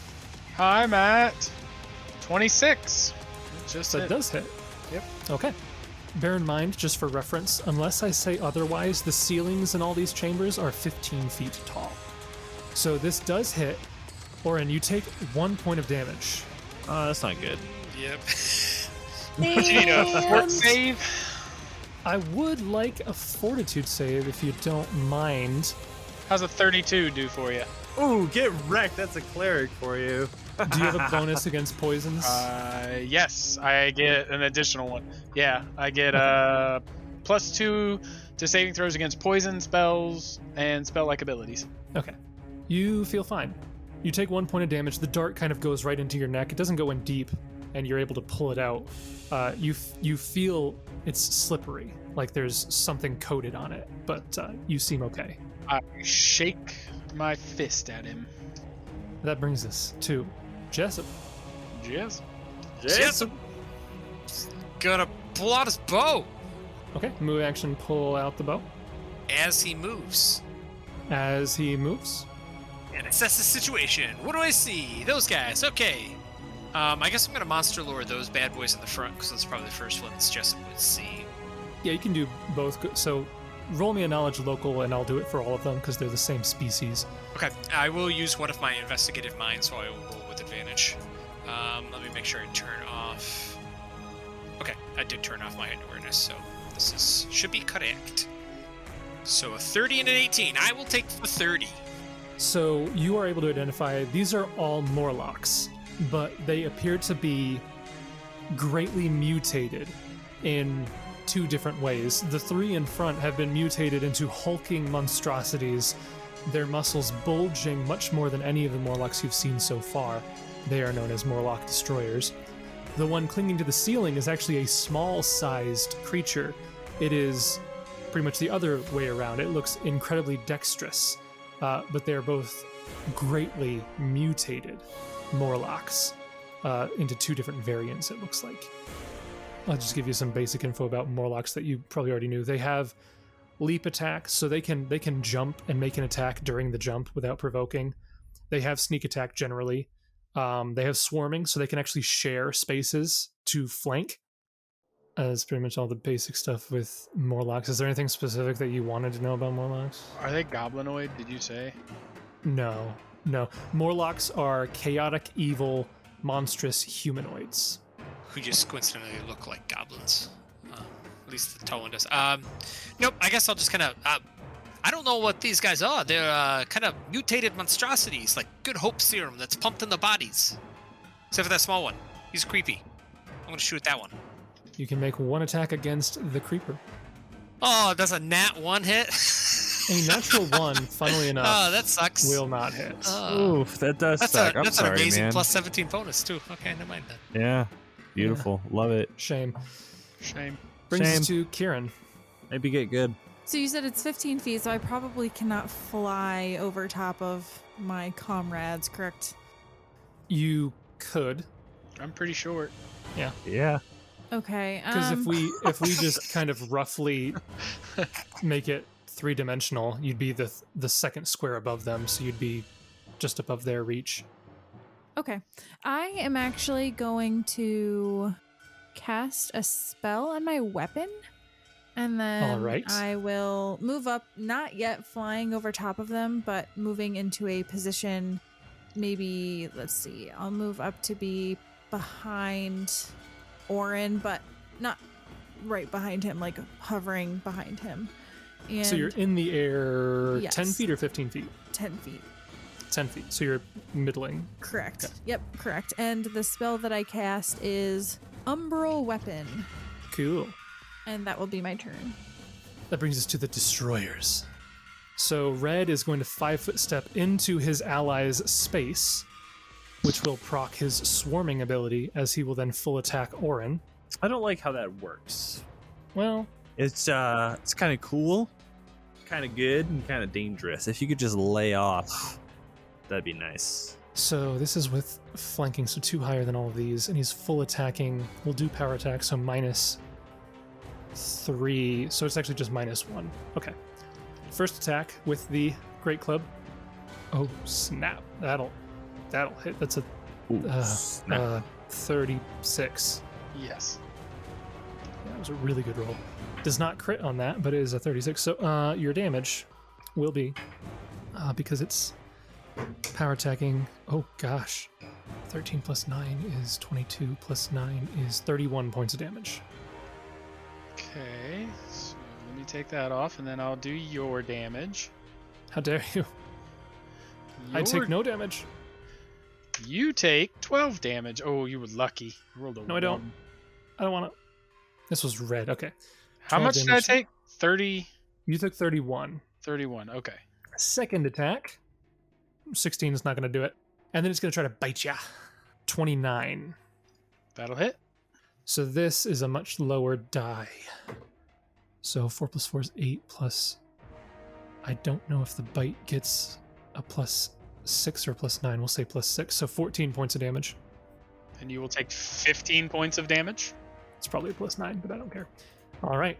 Dealing some decent damage to that guy, but he's still out. Oh, you died. No, I accidentally... Hang on. You're at 0. How did that happen? There we go. I'm like, I was apparently in the dexterity thing when I was typing in my hit points. Right. Okay. I like Shield of Dawn. Green is going to go, and he's also going to full attack you because they... It's weird how it's worded, but I think they have to attack the same target. Oh, snap. I forgot to add all their sneak attack. I'll do that now. Like, No. I missed it before, so it's fine, but from now on I'm going to remember to do that because they are flanking. So, first to hit, natural 1 will miss. You got lucky there. The iterative, 23. No. Okay, and the bite, 25? No. Okay, so misses on all of those attacks. And it's your turn, Oran. I'm going to channel. Okay. Yeah. Well, hang on. I mean, I'd have to cast defensively in order to do a spell. Not for channels. To do a spell, you'd have to cast defensively. Right, that's what I'm saying for a spell. You can do it. I have faith in you. I only believe in power. Torag be with you. I'm going to cast defensively Okay. and do cure serious wounds. So that will be a DC 21. Do I get a bonus for cast defensively? Just your concentration. Yeah, so it's just your concentration bonus unless you took like combat casting. Aww. That's a big fail. If you had combat casting, that would have been. So you lose the spell, but you don't provoke an attack of opportunity. Okay. And that was your standard. You have a move if you'd like to take it. Nope, I'll stay where I'm at. Okay. Oh, It'll be fine. Brings us to Blue. I'll live forever. Blue's going to do all of his attacks on Gideon. So not flanking, but we will continue the power attack because these guys are crazy. That's going to miss with 27. That's going to miss with the iterative. And the bite is a natural 1, so all those are going to miss. And it's your turn, Gideon. Thinking about how to do this well. We're going to go for the old attacker. And Okay. let's target... None of them have been hit yet, right? Red has been hit by the fire shield. 27 points of damage. And Fire Shield was a spell, right? Shield of Dawn. he's- Yeah. Yeah, he's covered in fire. If I get hit with a melee attack. We'll full round attack here. Okay. Murder him. 36, followed by a 32. Both of those will hit. All right. Dealing 15 and 10 damage, respectively. 25 total points of damage. Okay. I would like to add an additional 4 sonic to that, please. Okay. Yep. And unfortunately, I don't benefit from my own destruction, but that's okay. Right. Okay. That brings us to the top of round 3. The creeper. Ooh, so many choices. He's going to 5-foot step up here to be real close to everybody. Going to roll between the two of you, Kieran and Jessup. So 1, 2, 3, Kieran. 4, 5, 6, Jessup. 1. So it's going to be against Kieran. That's going to not hit, probably. So we're going to full attack with this blow dart. Does not get rapid shot, so just the 2. Natural 1 will miss, obviously. The second one's going to miss, I think, with a 20, but it might be within to get an image. My AC is 20, actually. Oh, so I do get to roll. D10, and 1 or a 2 hits you. An 8, so that's an image. Okay, perfect. Jessup, it's back to you. Schmuck's still on the wall, right? He's on the ceiling, yes. This isn't looking too good here, fellas. I don't feel good. I'm in pain. You just gotta kill him. Oh, that's all I have to do. That's what we're doing? Yeah, in case you were confused about that. I was. Yes. My apologies. Yep. All you need is death. How... And he's 15 feet up, you said? That is correct. Okay. Yep, I'm going to stay where I am, and I'm going to full round attack action that schmuck. And I will have point blank, because I'm 29.15 feet away from him. Okay. Pythagorean. Jessup will swift action arcane strike. Point blank shot. And he will take 2 attacks. And I think I got everything. All right. Are you serious? That is another nat 1 for a 19 and a 7 for a 20. Both of those will miss your target. You were talking the creeper, yeah? Maybe. Do the other ones have lower AC? You don't know. Then yes. The other ones have soft cover. Both of those will miss. Okay, good. That was pretty scummy. I like Pretty that. I'm trying it. I attacked the one with the lowest AC. Okay. That brings us to Kieran. All right. Am I able to 5-foot fly in a way that I can full attack anyone? Yeah. So like what I don't think you could do it to add in your claws and your bites. No, that's fine. I'm fine with just. You could like glaive. fly over Oran. Yeah. You could, like, yeah, you could be over be top of him. just above Oran, Well, I'm just under. or Oran you could now. be. No, you could be. If you went up to the 15-foot range, you would be at reach from the guys below you, or the creeper actually. Okay. Do we have a preference as to who we take out? The red. Who? Red? Yeah, because Okay. it reduces their swarm ability. Oh, okay. Yeah. So. Because they get flanking right now. Okay. Yeah, I until will. the other one moves in, but yeah, we gotta Yeah. get rid of them. I will try to take out Red. Oh, Okay. I'm not gonna take him out, but I'll try to hit him. Right. He's got a lot of damage on him. He's got over 50 damage on him. All right. So, I'll roll both my attacks, my iterative. So with my glaive, the first one's a 19, the second one's a 16. Oh man. Oof. The But- natural 2 and the natural 4. Oof. Yeah, but my umbral weapon says a shadowy afterimage trails behind the targeted weapon, potentially damaging foes even when the weapon misses. Once per round, when the weapon's wielder misses a creature with the target weapon, the wielder can re-roll the attack. If the re-roll hits, the spell hits the targeted creature and deals 1d8 points of cold damage, plus 1 additional point per 2 caster levels. And then verbiage if they have spell resistance. I don't know if they have spell resistance. They do not. Okay. Both of them missed, but you can only do it once per round. So Right. So the first one, go I'll ahead just roll. and re-roll your attack. Holy crap! Natural 20 for a 37. So a 37 will hit a critical threat. A 22 will confirm. But I don't think that the umbral weapon damage is confirmed. I think it's just 1d8 plus 4. Spells can confirm, Yeah. Oh, and all it right. takes an attack roll. So 2d8 I'd allow plus a 8. 2d8 plus, yeah. Okay. Yeah. All do right. it. Then I'll roll 2d8 plus 8. That is 17 points of damage. Wow. That's such a cool spell. It's That is so cool. thematic. It's good for mitigating bad rolls, which sometimes happen to some people more than others. And That actually, I will give credit where credit's due. That was actually a suggestion by Jason. I was struggling to pick another spell, and he had suggested that one to me, and I thought that was pretty cool that we haven't seen come up in our games before. No. So. Yeah, that's it's a good awesome. one. I mainly suggest it for the different damage type in case you Yeah. have somebody immune to Yeah. electricity. Because I found when we were fighting Kosaruk that when they know your damage type, you really can't do much. So I was like, I'm gonna have cold damage, I'm gonna have fire damage, I'm gonna have acid damage, I'm gonna have every type of elemental damage. So That's they also don't run why into I that. gave your cloak the ability that I did. Yes, that's true. Yes. Okay, so yeah, you managed to hit it, but it's immune to cold. Just kidding. I will. Oh, I will. yes, Jason suggested that spell for you because he knew it would be worthless. He's like, all the book 4 enemies have cold resistance. Okay, that is your turn? Yep. It is now Red and Green's turn. See if we can't It's still kill alive. somebody. Oh Oh, boy. yeah, they're still alive.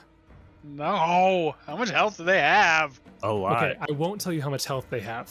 but they do have a 28 con. Oh boy. Okay. Buddy, that's a lot. That's a lot of HP. That's a They lot hit really hard, and they have a lot of HP. Well, rage will do that. Okay. So power attack, full attack. I don't know why they're so mad. I just showed up. It's a 34 to hit. Oran. Yeah. Oh, that hit me. Yeah, their main iterative is a pretty hefty attack. So that is going to be 28 points of damage. Jeez. Oh my goodness. And Second Who was attack. that? Red or green? This is red. They will take. Come on! 12 points of damage. Okay. You good, bud? Second attack. Rolled a 1 Dude, again. your D6s roll like my D20s. Yeah. rolls. That is a natural 19 for a 31. That hits. Is that a crit threat? No, they don't crit on a 19 to 20. That's good. That means it's bad. It's a 20 It's, though. oh gosh, is that good for you? Yeah. That sounds like a times Oh wait, no, 4. great clubs are not times 3. They're just, great clubs suck. Yeah, no, they're not good. These guys, that damage is only 23 points of damage. Oh, I'm not looking good. And the bite. Oh, and he'll take 13 points of damage. Right. Yep. I like that. That's good. It's wearing him down. I don't think that's going to hit. That's a 20 even. Now it's green's turn. Ah! No! So green, main attack. Ooh, that's a bad roll. That might actually miss. A 3 on the die. Yeah, 20 is gonna miss. Yes. Iterative, 26. Just hits. Ooh. Nice. Let me just make sure I did that right. It's -3 for power attack, +2 from flanking, so it's a -1 total. So 12 plus 14, 26. Yep. So you take 22 points of damage. He goes down! And you take 15. Okay, so this was green this time. How much was the damage? 20. 22. And then it is actually going to 5-foot step Yeah, I passed out. to flank Yep. against Gideon with his bite. Ooh, I might die. That's not great. 23 is not going to hit. Ooh, I might die. Yeah, that's not great. I love that. Yeah, I might die. I Oran, might it is die. your turn. I need a Constitution check. You sure do, bud. I don't know what your... What's the dying state? It's Constitution score?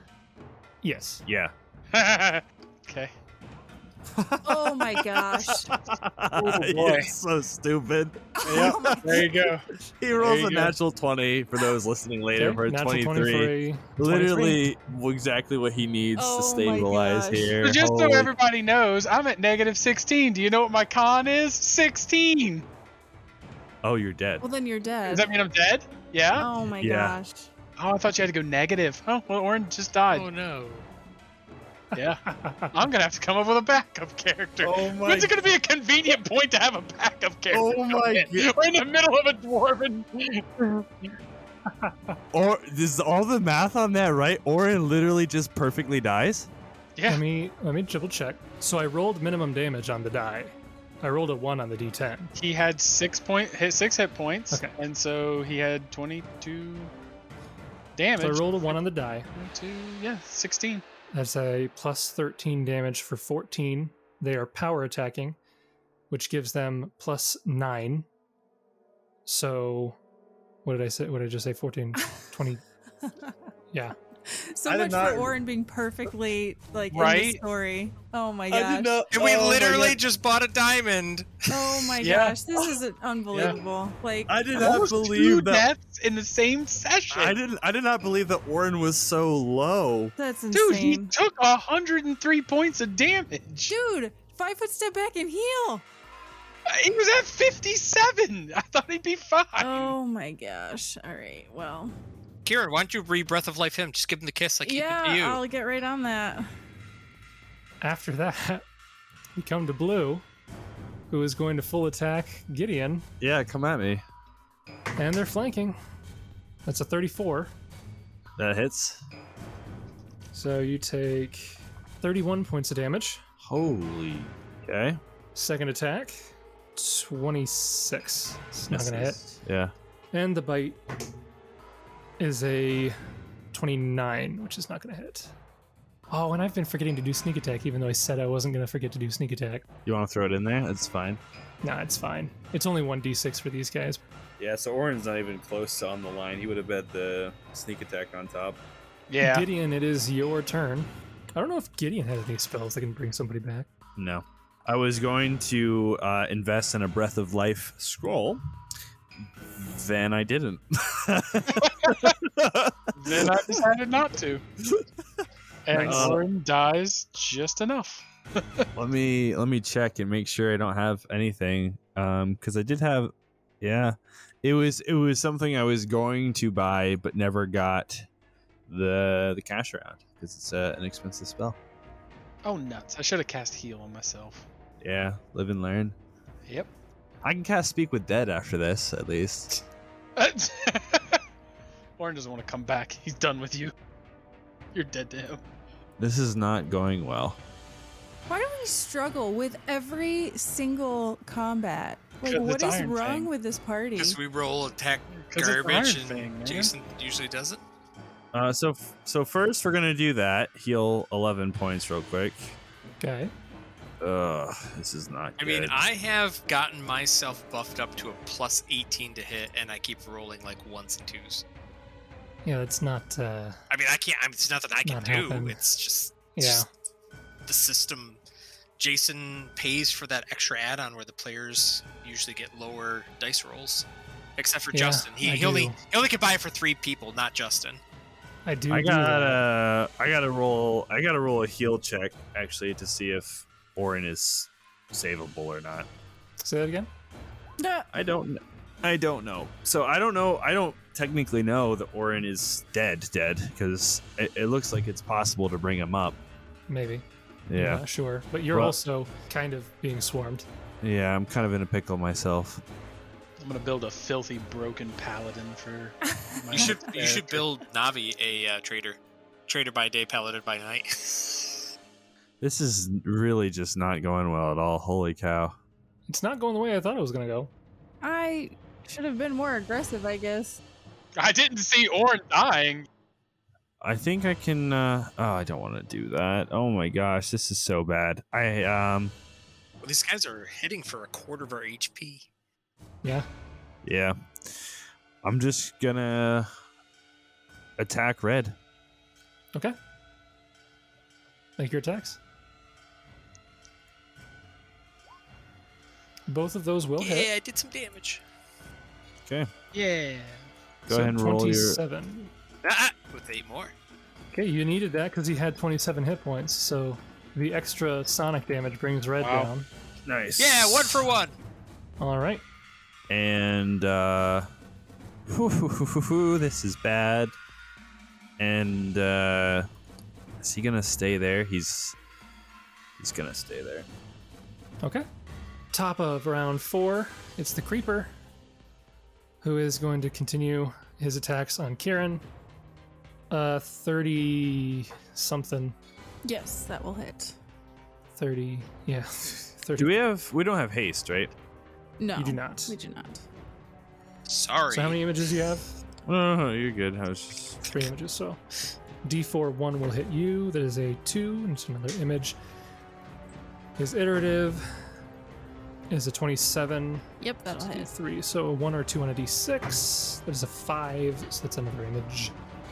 And Jessup, you're up. Oh, crap baskets. I guess he will attempt to heal check to see how Oran looks. Okay. But guaranteed it's going to be bad roll. A 10.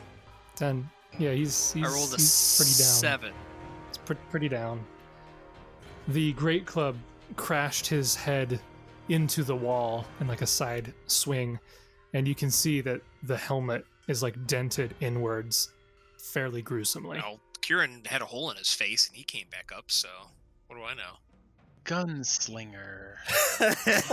11. 3 attacks. Okay. I feel so bad. He was so excited to play Oran. Jessup doesn't know, so he's going to try to walk up and hit him with a heal. Okay. They don't have reach, do they? Like, I haven't noticed. Doesn't look like Okay. it. Yeah, so Jessup doesn't know and knows that he's got some good old heal spells. He's going to slap him with a heal, and it doesn't make a difference, but I don't know. It's not looking good. I know it's a waste, but he's gonna cast Cure Serious Wounds. Oran, we need you, guy! You'll hit him for 27 damage. It does not seem to have any effect. Actually, I think that's a lot more than what I need to have some other buffs in there. It should have only been 22. So Jessup hits, I guess notates that it's not really doing anything, and then he kind of shouts the other two. He's gone. That's his turn. Okay. Brings us to Kieran. Kieran is going to lightning bolt green and, well, I probably can't get both green and the creeper because the creeper's on the roof, right? Correct. So Yeah. I will provoke to get here. You have to overrun technically. So you don't necessarily have to provoke, but you'd have to make a fly check to take that turn. Oh, I forgot you're flying. Okay, so fly check. Like you can fly over them, but in order to make 23? I don't know what the DC is because you're making a more than whatever degree turn. Not the fly spell. Google. Turn greater than 45 degrees by spending 5 feet of movement is DC 15. So I think you're good. Okay, so then I will do a lightning bolt straight through both of them. Okay. So that is, again, DC 17 reflex for 40 electricity or 20 electricity. So that is a 16 for green, a 13 for blue. Okay, so they both take 40 points of electricity damage. Ouch. Yeah, that's all I can do. Okay, so green is probably going to pivot. They're going to lose flanking, but that was a lot of damage. Green's going to pivot, start attacking you. First attack is a 28. Yes, that and hits. 1 or 2 on a d4. Yes. 1, so that's going to hit you. Okay. That is minimum 20, what was that, 22 points of damage is minimum, I think. I rolled a 1. I think that's 22. That's insanity. That's absolute insanity. Okay. Second attack, 20 even. Yep, that hits. 1 or 2 on a d4. That is a 3, so that's your final image. And then it's going to try to bite you. That is a 21 on the bite. So the damage on the bite is 13. So that is green's turn. Skipping orange's turn, going to blue. Blue is not flanking, but will take a full attack against Gideon. Oh gosh, that's going to hit you. 35, right? That hits you. Yeah, it hits. So that's going to be 26 points of damage. Second attack. It's going to miss. The bite. It's going to miss. 26, you said? Yes. And it is your turn. Man. Another one of them. All right. Healing 9. All right. That's not great. But we're gonna keep with it, and we are just going to hit him. Okay. A 21 for 15 points of damage. 21 will hit. The 15 will miss. So that's 15 damage from Gideon, 5 extra sonic damage from Jessup. Okay. All right. So 20 total damage to him. And he's still up, I assume? Yeah. Yeah, we'll stay where we are. Okay. Brings us to the top of round 5. We have the Creeper again. Creeper is going to... He's going to make an attack against Kieran and then an attack against Jessup. So against Kieran, that is a natural 20 Oh my gosh. to confirm with a 19. So it doesn't confirm, but it does hit. Okay. So you take 1 point of damage. And then I need a fortitude. And then the iterative against... Okay, so you're 25. 25. That's good. Iterative against Jessup is a 27. Oh yeah. So you take 1 point of damage and I need a fortitude. 28. 28. You are fine. This guy is not dealing damage much. He gets lots of sneak attack, but he's not getting it. And it's your turn, Jessup. You got a needle in your neck just then. Jessup will, I guess I'll kind of shout to Gideon, and Gideon, do you need some healing? And then he will shoot it. I can't really... It's up to you. Gideon did respond, though, so Well, you don't have to wait for the response. I thought... Wait, he can respond on my turn? You can respond out of turn. It's a free action. Oh, okay. As long as you don't say it's. You can't do like a lengthy response, but you can like. Does he cool guy nod when I ask? Yeah, he says yeah. Okay. Guess I'll cure serious. So it should be 22. 22 points of healing. And Jessup will take a 5-foot step to the side. Stay behind me, Jessup. I know what you guys are doing. Better do it quick. Kieran, it is your turn. Okie dokie. Kieran is going to 5-foot step back. Hope nothing comes up from this direction. Oh yeah, I can reveal some of that. And I will cast a 5th level spell. So this is where he will reach into his haversack and pull out a black dragon scale that he got from, was it Ibzariak? Is Yep. that the dragon? Okay. Yep. And then he's going to cast the spell Dragon's Breath, which will do 29 acid damage. Reflex save DC 18. Okay. On a save, it'll be, 14 damage? Green got a 13 and blue got a 19. Okay. Wow. So blue will take 14 damage, and the other one will take 29. Okay, so 14 damage and then 29. Oh, that makes it a nice round number for me. All right, they're both still up, but they have taken quite a bit of damage. It is now Green's turn. Green's going to continue trying to take out the guy who's doing a ton of damage. First attack, that would have hit without power attack. 18. No, my AC is 20. Okay. Iterative, cocked. Would have been a good roll on the cocked die, though. 21. Yes. Okay, so that will deal 24 points of damage. And the bite, that's going to miss. 15. 16. No, 15. Misses either way. Going over to blue, full attack Gideon. That's going to miss. Iterative is going to miss. Bite. Bite's going to miss. And Gideon, your turn. That might just be the turn we need. I heal another 13, and we will... How tall up is this guy? He's 15 feet in the air, basically, on the ceiling. We'll tear into blue. 34 and a 26. Both of those will hit. 25 from me and 10 from Jessup. Okay. So that is 35 total damage to blue. Yep. Okay. He's still up, but he's real rough. That'll take us... You can 5-foot step, or you can stay where you're at. But that'll take us to the top of round 6 for the creeper again. He's not happy that none of you are being affected by his thing. So he's going to have to spend an action to recoat some stuff. So yeah, that's what he's going to do. He's going to 5-foot step here to get good line of sight, but he's going to have to spend his action to recoat some of his darts. Moving on to Jessup. Jessup's going to do a heroic finale on Gideon. So performance drops, but will linger. And Gideon, you can do one standard action. Okay. This is good. Go, buddy. Do something. Yeah, I gotta figure out something really good to make Let me see what use his of this. damage is. Okay. It's possible.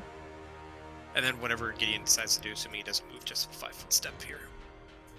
Okay. Actually, no, he'll move action to here. Okay. Yeah, we're gonna use this, and we're gonna take it for all it's worth. We'll go ahead and expend a moment of greatness. All right. So this will be a +2 to whatever I roll here. Oh, you're doing it for your damage or your attack roll? Attack for the attack roll. So a 23. 23 will hit. And that's only the one roll, or is it? Yeah, Okay. it's just one roll. So it doesn't also do it on the damage. No, if the morale is, it can double that morale on one roll or check. Okay. Okay. But that will hit. So you can roll damage. Whoa. Not bad. And, ooh, another 5, so 21 total damage. You needed that because it had 16 hit points. Yeah! Go Man. Gideon! Just a clutching it out, though, actually. So blue now falls. And I can't 5-foot step, right? Correct. Yeah, because it's not your turn. But it is Kieran's. Okay, I am going to try to cast defensively. Level 3, Okay. so that's what, 21? DC 21? DC 21. Okay, so let me put the 4 in the temp and see if that does a thing. It should. 34 to That'll do it. cast the lightning bolt to hit both of them. Yep. Okay. So this, again, DC 17 reflex for 44 damage or 22 damage, depending. Okay, so the destroyer fails barely. The creeper, I don't think he can fail. Well, a natural one, no, 32. So the creeper succeeds, but the destroyer will take full damage, that's the correct full damage? Yes, that 44? is. Okay. So more like destroyer had 40 hit points, so he goes down. But the creeper only takes 22, and he is undamaged. So he's still up. Green was undamaged? No, the creeper is undamaged. Oh, geez. Okay. That brings us skipping all the dead creatures down to Gideon. Great. So he's going to go ahead and cast Bone Shaker. You'd guessed it right. I knew it. Okay. I know. Bone I Shaker. know my It's a Gideon. fortitude save. Classic Gideon. They Yep. don't have a great fortitude, but that is a 20. So that'll pass, taking half of that damage. 13. And that has a +3 though, so you got a So 20. 12. Okay. And then we're going to go ahead and switch my invocation to Purify. And what's that one do? You get a bonus on your saves. What kind of bonus is that? Sacred. Yeah, Oh, okay. sacred Right. sacred bonus, and it will be a +2. Okay. That is your turn. Yeah, because that's a standard. Swift to change it. I guess I could technically move action even closer, but we'll just go there, and that's fine. All right. Top of round 7. Now that all of its allies are down and it has taken quite a bit of damage, the creeper begins to crawl away on the ceiling in the direction that it came, just out of sight. Crap, that's got a climb speed. Man, oh man, oh man, oh man, oh man, oh man, oh man, oh man, oh man, oh man, oh man, this did not go well. It probably wasn't within reach of me to hit him, right? You were on the ground, correct? Yeah, more or less. So no. Covering, okay. Yeah, because it was on the ceiling, so it would have been 15 feet away.